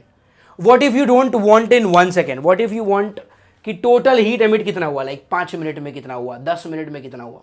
तो don't you think it's understood ना, एक सेकंड में कितना हो रहा है अगर आपको मिल गया, तो अगर मैं आपको 1 मिनट में पूछूंगा तो आप क्या करोगे, सीधा 60 से मल्टीप्लाई कर लो. अगर मैं आपको पूछता हूँ 5 मिनट में कितना हुआ, तो क्या करना, उसको 300 से मल्टीप्लाई कर लेना. तो जस्ट इस टी को यहाँ पर लेके जाओ. तो if you just take that T, if you take this T here, तो ये फॉर्मूला क्या बन जाएगा, Q, okay, Q is equal to what, tell me, A E sigma T raise to 4 times small t. That's it. And इसको हम क्या नाम से बोलेंगे, इसको मैं बोलूँगा, इस Q को मैं बोलूँगा total heat radiated bye the body in given time. Okay, total heat radiated bye the body in given time. ये कौन सा टाइम है, ये होगा कि 1 सेकंड में कितना रेडिएट करेगा. और ये क्या होगा, जो भी टाइम दिया होगा, 5 मिनट दिया है तो यहाँ पे 300 सेकंड डाल दो, 1 मिनट दिया है तो 60 सेकंड्स डाल दो, 2 मिनट दिया है तो 120 सेकंड्स डाल दो. सिर्फ आपको वहां पर वैल्यू रखना है. तो Q का वैल्यू क्या हो जाएगा, a E sigma capital T raise to 4 small t. Okay, now my question to you is, ठीक है, जनरल क्वेश्चन है, ये Q का जो वैल्यू है वो 0 कब हो सकता है, सोचो. Q का वैल्यू 0 कब हो सकता है. I want you all to think a little. I want you all to think a little. Q का वैल्यू 0 कब हो सकता है, think. Q का वैल्यू सर 0 तब हो सकता है अगर आप किसी बॉडी का एरिया 0 कर दो. बट अगर एक बॉडी एग्जिस्ट कर रहा है तो आप एरिया कैसे 0 कर सकते हो. तो you can't make area 0, you can't make sigma 0. Sigma कैसे 0 करूँगा, क्योंकि सिग्मा तो एक कॉन्स्टेंट है जिसकी वैल्यू ये है. You can't make time 0. तो याद रखना Q0 सिर्फ तब होता है जब बॉडी का टेम्परेचर ज़ीरो होता है. So remember this as a very very important note that Q is 0 only when temperature of the body is 0 Kelvin. मतलब अगर कभी किसी बॉडी का टेम्परेचर 0 Kelvin होगा, then only the body will not radiate or emit any type of heat. Otherwise it will always emit heat. When I say body, what do I mean? When I say body, it means everything around us. आपका body, मेरा body, ये board, यहाँ पर लगा हुआ ये camera, ये fan, वो एसी, ये लाइट्स, आप जिस बुक में लिख रहे हो वो बुक, आप जिस पेन से लिख रहे हो वो पेन, आपने जो कपड़े पहने, even that is a matter. Everything around us is radiating something. Right now my t-shirt is also radiating something. This mic is also radiating something. मेरे हाथ में जो मार्कर था वो मार्कर भी अपना हीट रेडिएट कर रहा था. आपके आसपास में जो कोई भी है, जिस स्टडी टेबल पे आप बैठे हो, जिस लैपटॉप में आप ये वीडियो देख रहे हो, जिस मोबाइल स्क्रीन को आप हमेशा यूज़ करते हो, आपका कबर्ड, आपके जूते, कपड़े, everything around you always radiates energy. Everything around you always radiates energy. क्योंकि अपने आसपास में तो कोई चीज़ है ही नहीं ना यार 0 केल्विन पे. अपने आसपास में हर चीज़ तो रूम टेम्परेचर पर है. आपके बुक का टेम्परेचर क्या है? Room temperature. आपके बॉडी का टेम्परेचर क्या है? Room temperature. Everything around us is what? With in the range of 20 to 40 degree Celsius. Right, everything around us is what? 20 to 40 degree. 20 to 40 degree मतलब क्या? Around 300 kelvin या फिर 310 kelvin के आसपास. सिर्फ 0 केल्विन पे बॉडी का हीट रेडिएशन बंद होता है यार. तो आपके और मेरे आसपास में तो 0 केल्विन पे कुछ है ही नहीं. मतलब क्या? हमारे आसपास प्रेजेंट हर एक ऑब्जेक्ट, हर एक चीज अपने अंदर से एक एनर्जी रेडिएट करता है. Are you getting it? And that energy is the heat energy. और ये हीट एनर्जी सिर्फ और सिर्फ कब रेडिएट होना बंद करेगा? जब उस चीज का टेम्परेचर 0 केल्विन होगा. अब हमारे आसपास में कोई भी बॉडी का टेम्परेचर कभी भी 0 केल्विन पे जाने ही नहीं वाला. राइट? हमारे आसपास कोई भी चीज़ का टेम्परेचर कभी भी 0 केल्विन पे जाने ही नहीं वाला. एंड बिकॉज ये 0 केल्विन पे कभी नहीं जाएगा, मतलब हम सब लोग हमेशा कुछ ना कुछ एनर्जी रेडिएट करते हैं. So my question to you is, आपके हाथ का टेम्परेचर 0 केल्विन है? आपका आंसर होगा ना सर, मेरे हाथ का टेम्परेचर 0 केल्विन नहीं है. तो क्या आपका हाथ भी इस वक्त एनर्जी रेडिएट कर रहा है? The answer is yes. Now my question to you is, अगर मेरे हाथ से एनर्जी रेडिएट हो रहा है तो मुझे दिखता क्यों नहीं है? इस बोर्ड से अगर एनर्जी रेडिएट हो रहा है मुझे दिखता क्यों नहीं है? अगर मेरे कपड़ों से एनर्जी रेडिएट हो रहा है तो मुझे दिखता क्यों नहीं है? अगर आपका लैपटॉप, आपकी बुक, आपका pen, everything is radiating energy. I can't see. You can't see because that radiation is in the infrared region. I repeat, you can't see this heat radiation because that is in the infrared region. Infrared चीज़ें तो हमको दिखती नहीं है ना. What is electromagnetic cycle? What is electromagnetic spectrum? इधर होता है रेडियो वेव. रेडियो वेव के बाद होता है माइक्रोवेव. माइक्रोवेव के बाद क्या होता है? Tell me. इंफ्रारेड. इंफ्रारेड के बाद क्या होता है? विबग्योर. विबग्योर के इस तरफ क्या होता है? Ultra violet. फिर एक्सरेज और फिर लास्ट में क्या होता है? Gamma rays. This is the electromagnetic cycle. अब this is the electromagnetic spectrum. उसमें मुझे दिखता तो इतना ही है ना. Only VIBGYOR is visible. सिर्फ यही तो विजिबल है, बाकी सब कुछ थोड़ी दिखता है. तो क्या मेरे बॉडी से अभी हीट एनर्जी निकल रहा है? आंसर है हाँ. बट क्या आप इसको देख पा रहे हो? आंसर है ना. क्यों नहीं देख पा रहे? इसलिए नहीं देख पा रहे क्योंकि मेरे बॉडी से जो एनर्जी बाहर आ रहा है ना, उसका जो वेवलेंथ है, that wavelength is not in the VIBGYOR spectrum, it is in the infrared spectrum. And sadly you can't see infrared things. इसलिए मेरे बॉडी से बाहर आने वाले एनर्जी आपको नहीं दिखाई देते. आपका पेन, आपके पास जो पेन है, जो पेन आपने पकड़ा हुआ है, क्या वो पेन भी अपने अंदर से एनर्जी बाहर निकाल रहा है? The answer is yes. But my question to you is, क्या आपको वो एनर्जी दिखता है? The answer is no. और उसका लॉजिक क्या है, इसलिए नहीं दिखता क्योंकि आपका पेन जो एनर्जी बाहर निकाल रहा है that is not in the VIBGYOR, I mean VIBGYOR के स्पेक्ट्रम में उसका वेवलेंथ नहीं है। आपके पेन से बाहर निकलने वाला जो एनर्जी है उस एनर्जी का wavelength is in the infrared reason, और इंफ्रारेड तो मुझे दिखता ही नहीं है। तो क्या ये इंफ्रारेड किसी को नहीं दिखता? इंफ्रारेड दिखता है किसको? सीसीटीवी कैमरास को। अगर आपने देखा होगा कभी आपने कोई भी सीसीटीवी फुटेज देखा है of a room which is completely dark, like big boss, अगर आप में से कोई बिग बॉस देखता है तो बिग बॉस में यू मस्ट हैव सीन कि रात को अगर घर के सारे लाइट्स ऑफ हो जाते हैं but still the cameras can capture everything. There are some paranormal activities के जो वीडियोज़ होते हैं उसमें भी अंधेरे के अंदर रूम में जो कुछ भी हो रहा है सब कुछ दिखता है। अगर आपके बिल्डिंग के पास कोई सीसीटीवी होगा तो आप वहाँ पे भी देखो, जब पूरा अंधेरा होगा तभी भी कैमरा में सब कुछ रिकॉर्ड हो रहा है। ऐसा क्यों? ये कैमरा में रिकॉर्ड इसलिए हो रहा है because these cameras are infrared cameras, and infrared cameras infrared wavelength को रिकॉर्ड कर सकते हैं। In fact there are some animals also जो इंफ्रारेड वेवलेंथ को देख सकते हैं।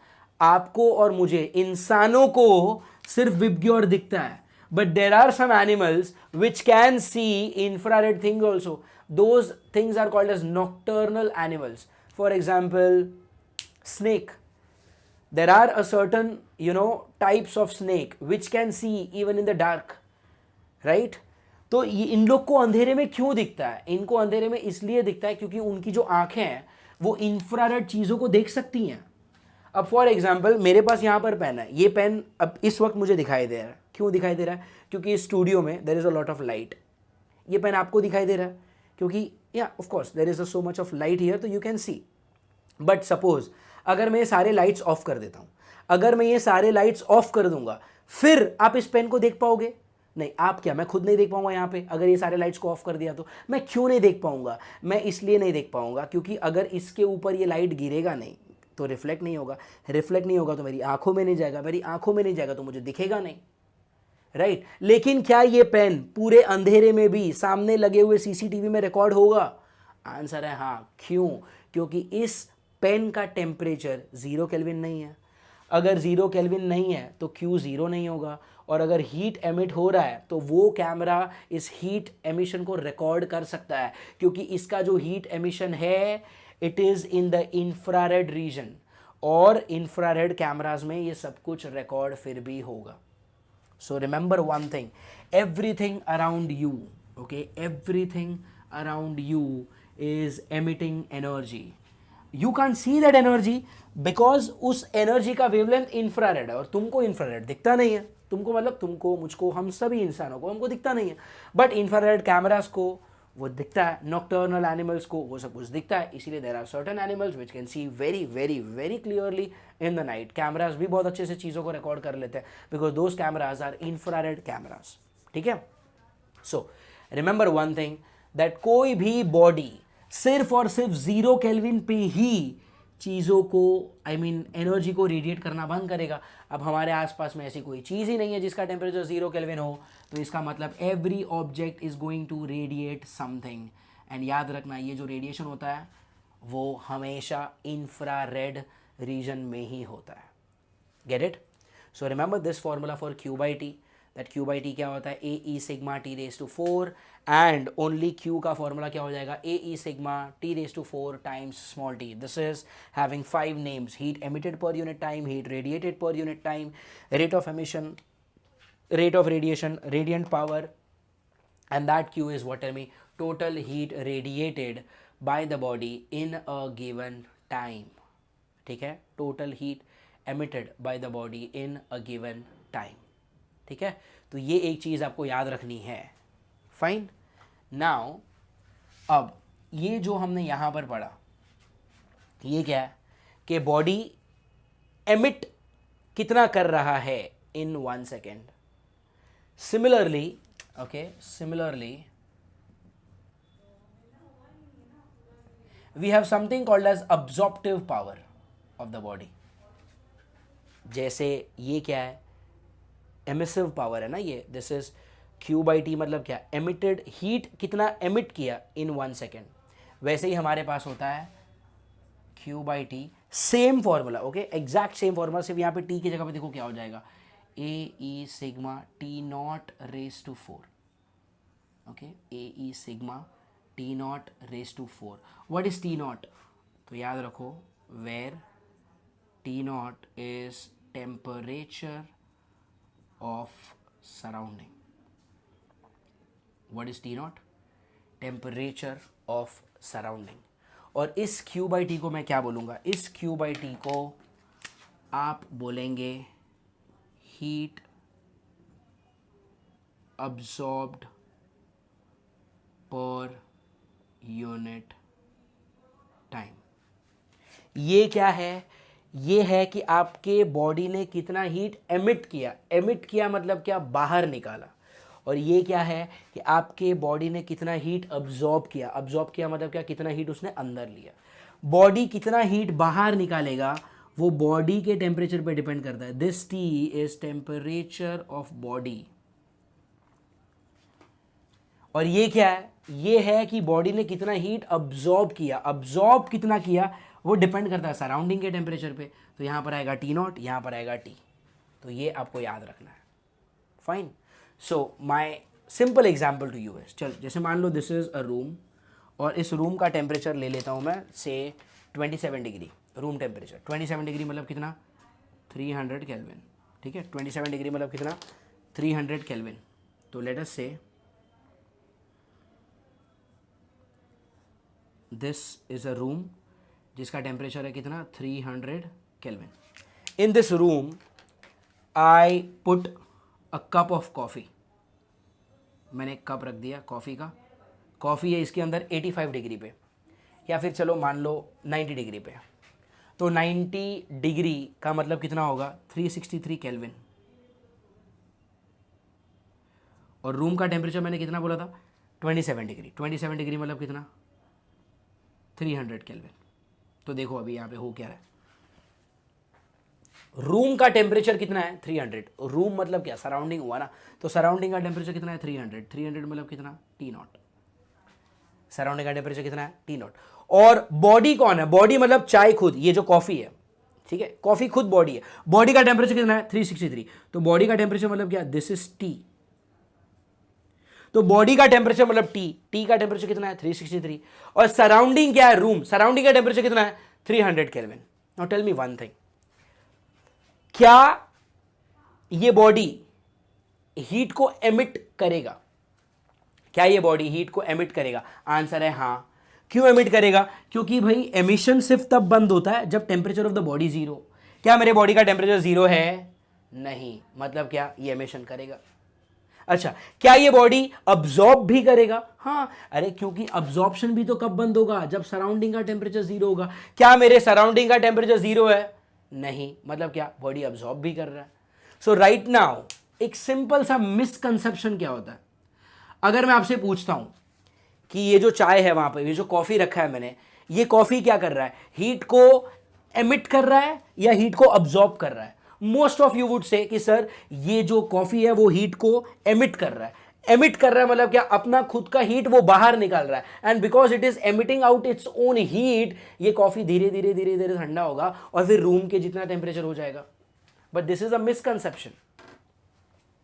The real concept will be what, कि right now this coffee is emitting also and absorbing also. Okay, this coffee is what? Emitting also and absorbing also. क्योंकि emission बंद कब होता है? जब temperature of the body zero होगा। Absorption बंद कब होगा? जब टेम्परेचर ऑफ द सराउंडिंग बंद होगा। तो व्हाट इज दिस बॉडी? क्या इसका खुद का टेम्परेचर जीरो है? नहीं। क्या सराउंडिंग का टेम्परेचर जीरो है? नहीं। मतलब क्या? ना ही एमिशन जीरो है ना ही अब्जॉर्प्शन जीरो है। तो what is happening then? What is happening? आप वैल्यू को कंपेयर करो। ये 363 है और ये सिर्फ 300 है। मतलब ये टी और ये टी नॉट में टी बड़ा है। टी बड़ा मतलब क्या? टेम्परेचर ऑफ बॉडी बड़ा है। एंड जब टेम्परेचर ऑफ बॉडी बड़ा है तो एमिशन ज़्यादा होगा एंड टी नॉट छोटा है मतलब अब्जॉर्प्शन कम होगा। Are you understanding? तो व्हाट इज हैपनिंग? क्या ये चाय हीट को बाहर निकाल रहा है? The answer is yes. क्या ये चाय या coffee whatever it is, क्या ये हीट को अंदर ले रहा है? द आंसर इज यस, ये हीट को अंदर भी ले रहा है. Okay, there is heat going into the coffee also, but you try to match the number of arrows that I draw. Black वाले जो एरोज है ना, ब्लैक वाले एरोज क्या दिखा रहे हैं? Heat emitted. ये क्या दिखा रहा है? Heat emitted. और ग्रीन वाले एरोज क्या दिखा रहे हैं? Heat absorbed. So what is this coffee doing? क्या ये कॉफी एमिट कर रहा है? हाँ. क्या ये कॉफी अब्सॉर्ब कर रहा है? हाँ. But what is more? Emission is more. And because emission is more, मतलब क्या वो ज्यादा हीट बाहर दे रहा है और सिर्फ थोड़ा सा हीट अंदर ले रहा है. एग्जाम्पल के तौर पे ऐसा हो सकता है कि मान लो इसने 10 जूल एमिट किया और सिर्फ 3 जूल अब्सॉर्ब किया.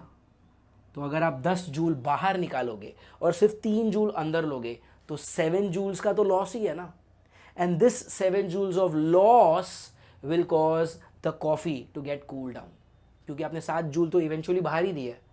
Are you getting it? लोगों का मिसकॉन्सेप्ट क्या होता है पता है? द मिसकॉन्सेप्शन इज कि कॉफी सिर्फ अपना हीट बाहर देगा. ऐसा नहीं होता. कॉफी अपना हीट बाहर भी देता है और वो अपना हीट अंदर भी ले रहा है. अपना मतलब रूम का हीट अंदर भी ले रहा है और खुद का हीट बाहर भी दे रहा है. बट बिकॉज कॉफी का जो टेम्परेचर है वो बहुत ही ज्यादा है, तो कॉफी क्या करेगा? एमिट ज्यादा करेगा और अब्सॉर्ब कम करेगा. तो it's like 10 joules of heat is getting out and only 3 joules of heat is getting in. So overall 7 joules का तो कॉफी के लिए लॉस ही है ना. And this 7 joules of loss will cause the fall in temperature of the coffee and eventually coffee क्या होगा? धीरे धीरे ठंडा होगा. Now the beauty comes. अगर इसका टेम्परेचर धीरे धीरे कम हो रहा है तो डोंट यू थिंक कभी ना कभी ये भी 300 केल्विन पे आ जाएगा? अरे टेम्परेचर कम हो रहा है ना यार, तो कभी ना कभी ये भी तो 300 पे आएगा. सो अब मिसकंसेप्शन क्या है? मिसकंसेप्शन ये है कि चलो कॉफी भी 300 पे, रूम भी 300 पे, तो ना हीट बाहर जाएगा ना हीट अंदर आएगा. ऐसा नहीं होता. हीट अभी भी बाहर जा रहा है, हीट अभी भी अंदर आ रहा है, लेकिन जितना हीट बाहर जा रहा है उतना ही हीट अंदर आ रहा है. तो then there is no loss. मतलब अब ऐसा हो चुका है कि how many arrows I have drawn? Black वाले 1 2 3 4 5 6, तो 6 एरोज मैं इसके भी दिखा देता हूँ. 1 2 3 4 5 and 6. Are you getting it? So now what is happening? Maybe 3 joules वो अब्सॉर्ब कर रहा है और वो सिर्फ क्या कर रहा है? 3 जूल्स को एमिट भी कर रहा है. Are you getting it? तो 3 जूल्स अब्सॉर्ब कर रहा है, 3 जूल एमिट कर रहा है, तो ना गर्म होगा ना ठंडा होगा. तो रूम का टेम्परेचर और कॉफी का टेम्परेचर सेम हो गया. अब लोगों के मन में मिसकंसेप्शन क्या होता है कि इफ द कॉफी जो इनिशियली बहुत ही गर्म था, अब ये ठंडा होते होते होते रूम टेम्परेचर पे आ चुका है. तो रूम टेम्परेचर पे आ चुका है मतलब क्या? अब यहां पर हीट का ट्रांसफर नहीं हो रहा. ऐसा नहीं है. Heat transfer is still happening. See, जितना हीट बाहर जा रहा है उतना ही हीट अंदर भी आ रहा है, जितना हीट बाहर जा रहा है उतना हीट अंदर ही आ रहा है. But what is happening? The rate at which the heat is going out and the rate at which the heat is coming in, the rates are equal, and because the rates are equal, now there is no net loss of heat by the coffee. 3 joule बाहर गया, 3 joule अंदर आया, तो कोई loss ही नहीं है. 0 हो गया. बट इसका मतलब ये नहीं कि हीट का ट्रांसफर नहीं हो रहा. हीट का ट्रांसफर हो रहा है बट हीट का लॉस नहीं हो रहा. इनिशियली क्या था? इसका टेम्परेचर बहुत ज्यादा था, टेम्परेचर ज्यादा था, इसने एमिट ज्यादा किया, अब्सॉर्ब कम किया. तो एमिट ज्यादा करेगा, अब्सॉर्ब कम करेगा, तो नेट लॉस होगा. Are you understanding? Most of the cases, okay, most of the cases that we are going to deal with will have a body at higher temperature and a surrounding at lower temperature. I repeat, most of the questions that we are going to solve will have a body at higher temperature and a surrounding at lower temperature. Okay, most of the questions में ऐसा ही होगा कि आपका जो body होगा ना उसका जो टेम्परेचर है वो ज़्यादा होगा एंड जो सराउंडिंग है उसका जो टेम्परेचर है वो कम होगा. तो don't you think in most of the cases what is more? Emission पर यूनिट टाइम ज्यादा है या अब्जॉर्प्शन पर यूनिट टाइम ज्यादा है? The answer is obvious, emission पर यूनिट टाइम ज्यादा है. और यहां पर एमिशन पर यूनिट टाइम ज्यादा है का मतलब क्या? बॉडी ज्यादा एमिट करेगा, कम अब्जॉर्ब करेगा. And if the body emits more, absorbs less, so don't you think there is net loss of heat in the body?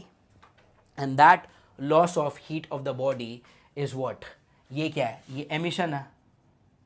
और ये क्या है? ये अब्जॉर्प्शन है, दोनों का डिफरेंस ले लो। और अगर आपने दोनों का डिफरेंस लिया तो राइट साइड में ए ई सिग्मा तो कॉमन आ जाएगा, राइट। अगर आप दोनों को सब्ट्रैक्ट करते हो तो ए ई सिग्मा कॉमन आ जाएगा, अंदर क्या बचेगा, t⁴ माइनस t0⁴। ये हो गया RHS। लोग क्या बोलेंगे सर लेफ्ट हैंड साइड पे क्या होगा, q/t माइनस q/t 0। अरे ऐसा सब्ट्रैक्ट नहीं होता यार। ये q क्या है, हीट एमिशन है, ये q क्या है, हीट अब्जॉर्प्शन है। तो दोनों q अलग अलग है, तो इसका डिफरेंस इन दोनों को जो आप सब्ट्रैक्ट करोगे that will be written as dq/dt, and this dq/dt will be read as rate of loss of heat. Okay, this dq/dt will be read as rate of loss of heat. इसके ऊपर बहुत ज़्यादा questions आने वाले हैं MCQ में, याद रखना। Rate of loss of heat dq/dt, remember the formula A E sigma t⁴ minus t0⁴। Number 1 question जो इस पे आएंगे, dq/dt directly proportional to area. ठीक है, दो बॉडी दे देंगे, दोनों का टेम्परेचर सेम, सराउंडिंग का टेम्परेचर सेम, सिर्फ दोनों का एरिया अलग अलग होगा। आपको पूछेगा rate of loss of heat का वैल्यू निकालो। सीधा क्या करना है, dq/dt is directly proportional to area, ऐसे टाइप का एक क्वेश्चन आएगा। Second, dq/dt is directly proportional to what, t⁴ minus t0⁴। मतलब क्या, दो ऐसे बॉडी देंगे जिसका एरिया सेम होगा बट उनका खुद का टेम्परेचर अलग होगा, उनके सराउंडिंग का टेम्परेचर अलग होगा, और आपको बोलेंगे dq/dt निकालो, तो आपको ऐसे करना है। We are going to solve all these type of MCQs, लेकिन अभी से मैं आपको बता रहा हूँ कि dq/dt is what, directly proportional to area, dq/dt is what, tell me, proportional to t⁴ minus t0⁴। Also there is this small note that you need to remember, that t⁴ minus t0⁴ का जो value है इसको मैं approximate कर सकता हूँ 4 delta T t0³ पे। इसको मैं अप्रॉक्सीमेट कर सकता हूँ किस पे, 4 डेल्टा टी t0³ पे। This is binomial expansion that I am using. Okay, remember t⁴ minus t0⁴ can be approximately written as 4 delta T t0³। तो if I put this value here, okay, if I put this value here, तो आप इस चीज़ को ऐसे भी लिख सकते हो दैट dq/dt, ओके, आप इस चीज़ को ऐसे लिख सकते हो that dq/dt is equal to what, a e sigma, and instead of t⁴ minus t0⁴ you can write it as what, tell me, 4 delta t t0³। तो हो सकता है कभी किसी बुक में आप ऐसा भी फॉर्मूला देखो, तो do not gate surprised by this thing, this is the same formula, जो ये है वही ये है, बट इसको मैंने क्या किया, सिर्फ t⁴ और t0⁴ को मैंने अप्रॉक्सीमेट करके वो लिख दिया, a e sigma 4 delta t t0³। and remember this dq/dt is called as what, rate of loss of heat। okay, this dq/dt is called as what, rate of loss of heat। ठीक है। अच्छा, एक और चीज़, आप लोगों ने thermal expansion chapter पढ़ा है, राइट, आप लोगों ने थर्मल एक्सपांशन चैप्टर पढ़ा है। In that chapter, okay, in that chapter आप लोगों ने एक फॉर्मूला किया होगा स्पेसिफिक हीट कैपेसिटी का। Okay, so I am just taking you there, thermal expansion 11th standard.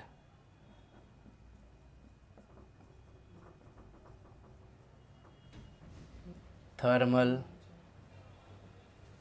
properties of matter. In that chapter there was this formula, Q is equal to what, mc delta T, if you remember, mc delta T, this is mass of the body, specific heat of the body, and this is what, change in temperature। तो change in temperature को can I just write it as d theta। अब देखो, delta लिखो या d लिखो, it's one and the same, and temperature का T लिखो या थीटा लिखो, डिफरेंस तो उतना ही आने वाला है ना। It's like 27 degree is what, 300 kelvin, and 30 degree is 303 kelvin, but इसका भी डिफरेंस कितना है, 3 डिग्री, इसका भी डिफरेंस कितना है, 3 केल्विन। अब जब भी आप डिग्री सेल्सियस में लिखते हो ना, तो यू यूज़ लेटर थीटा, और जब आप केल्विन में लिखते हो that time you use the letter T. But d theta and d T ये तो सेम ही आ रहा है ना, डिफरेंस तो सेम ही आ रहा है ना।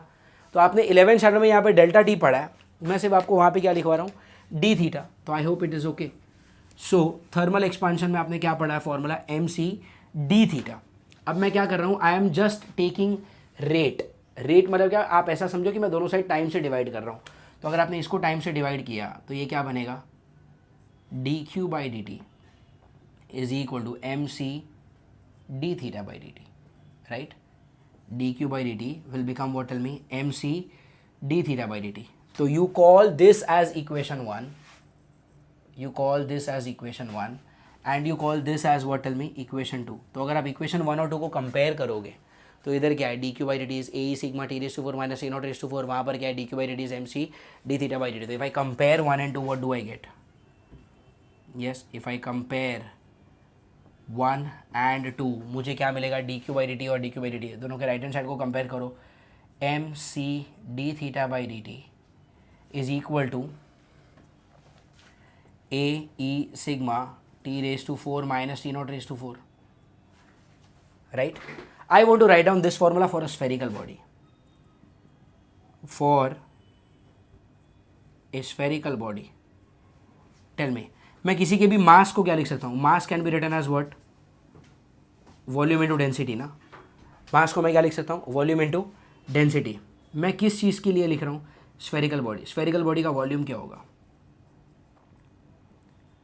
4/3πr³, right. रो मतलब density, c specific heat, d theta by d t, और इधर क्या है, area.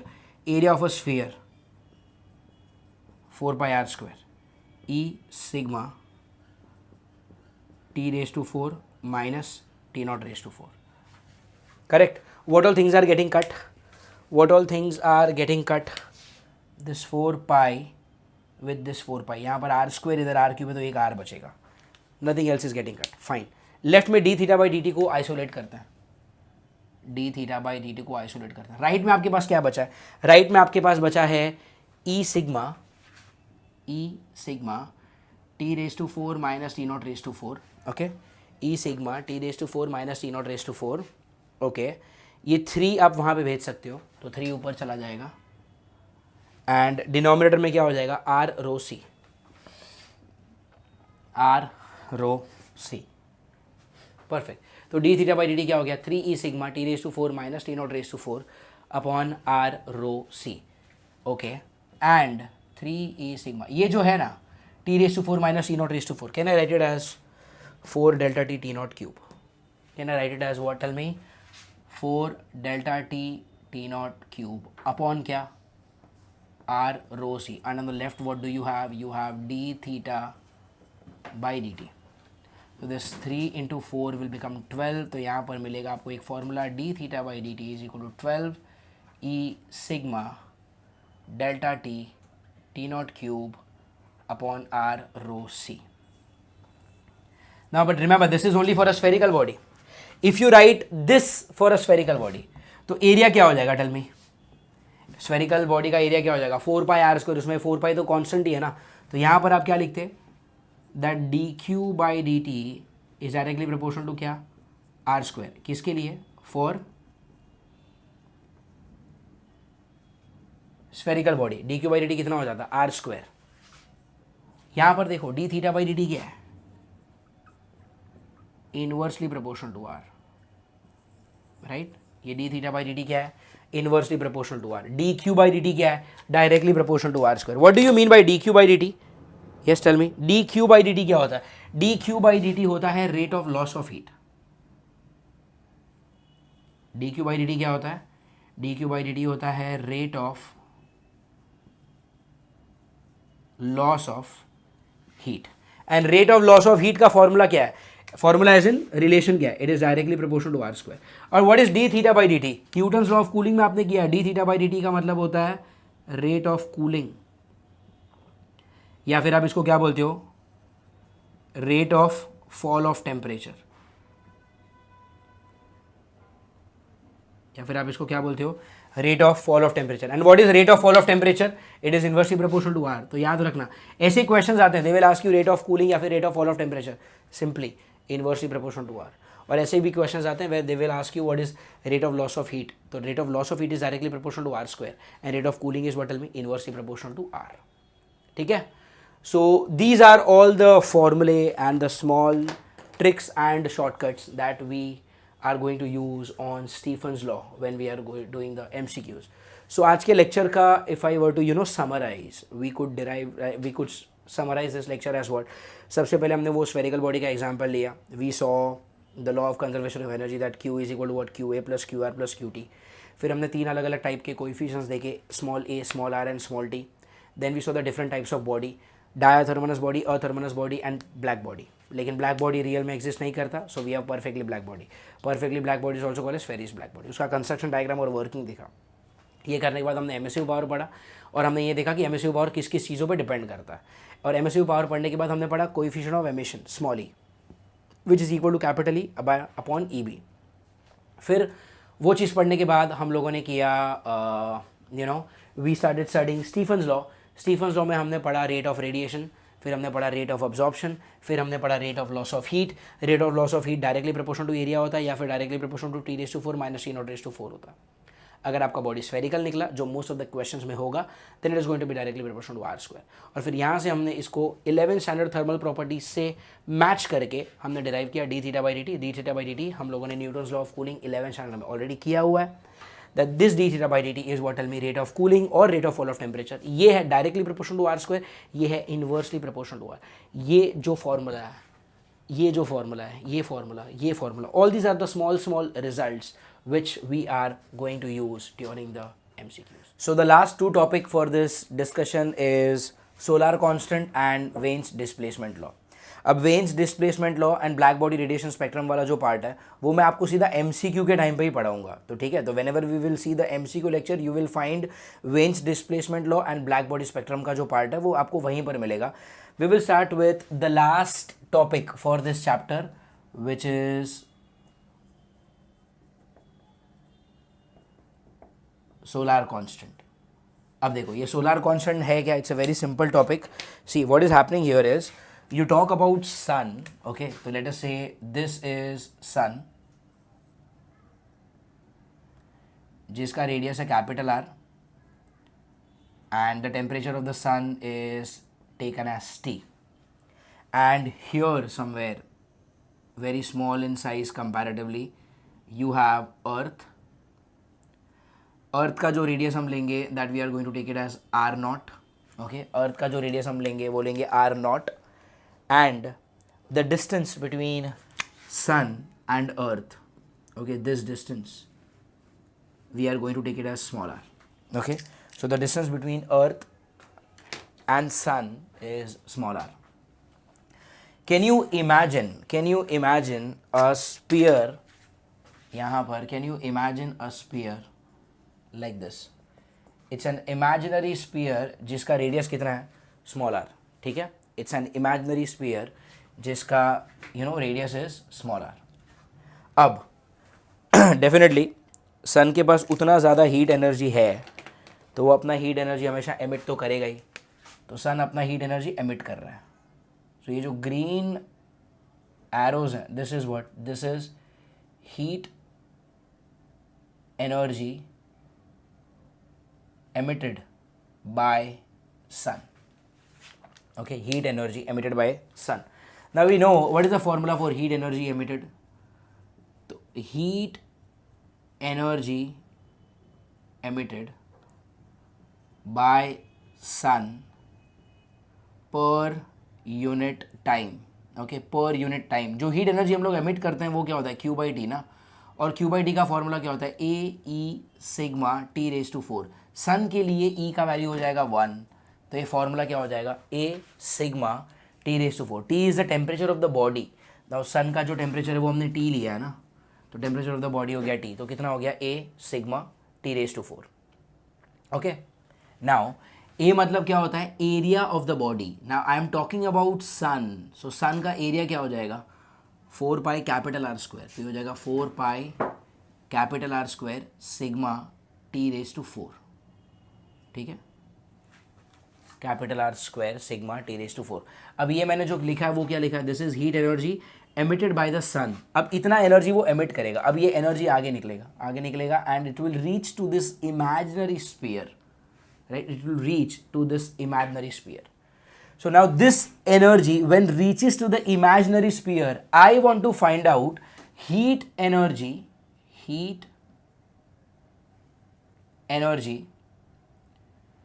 incident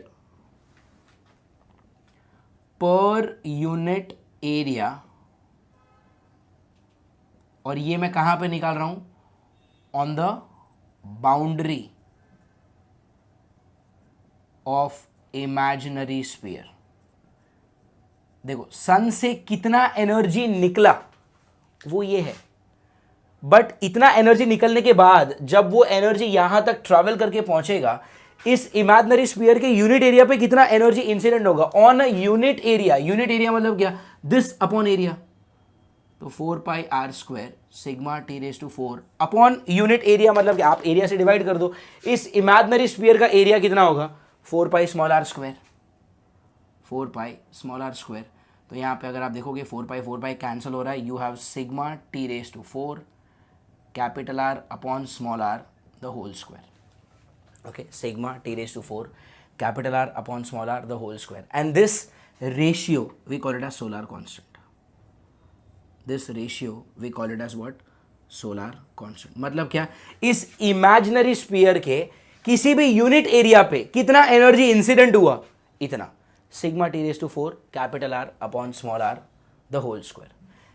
Y do you use this formula, यहां से आप टेम्परेचर ऑफ द सन निकाल सकते हो। कैसे, आप आर स्क्वायर को ऊपर लेके जाओ, इसको नीचे लेकर आओ, सिग्मा को नीचे लेकर आओ, तो you will have S small r square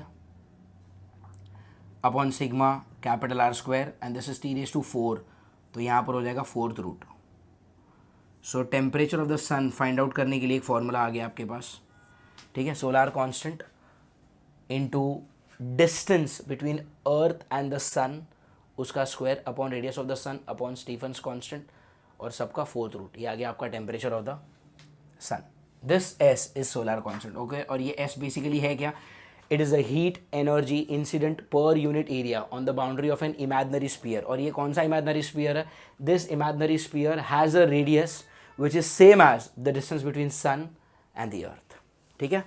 तो एक ये चीज़ आपको पूछते हैं सोलर कांस्टेंट क्या है, एक आपको टेम्परेचर पूछते हैं, और एक आपको एक फाइनल ये चीज़ पूछ लेते हैं that what is the heat energy incident on earth.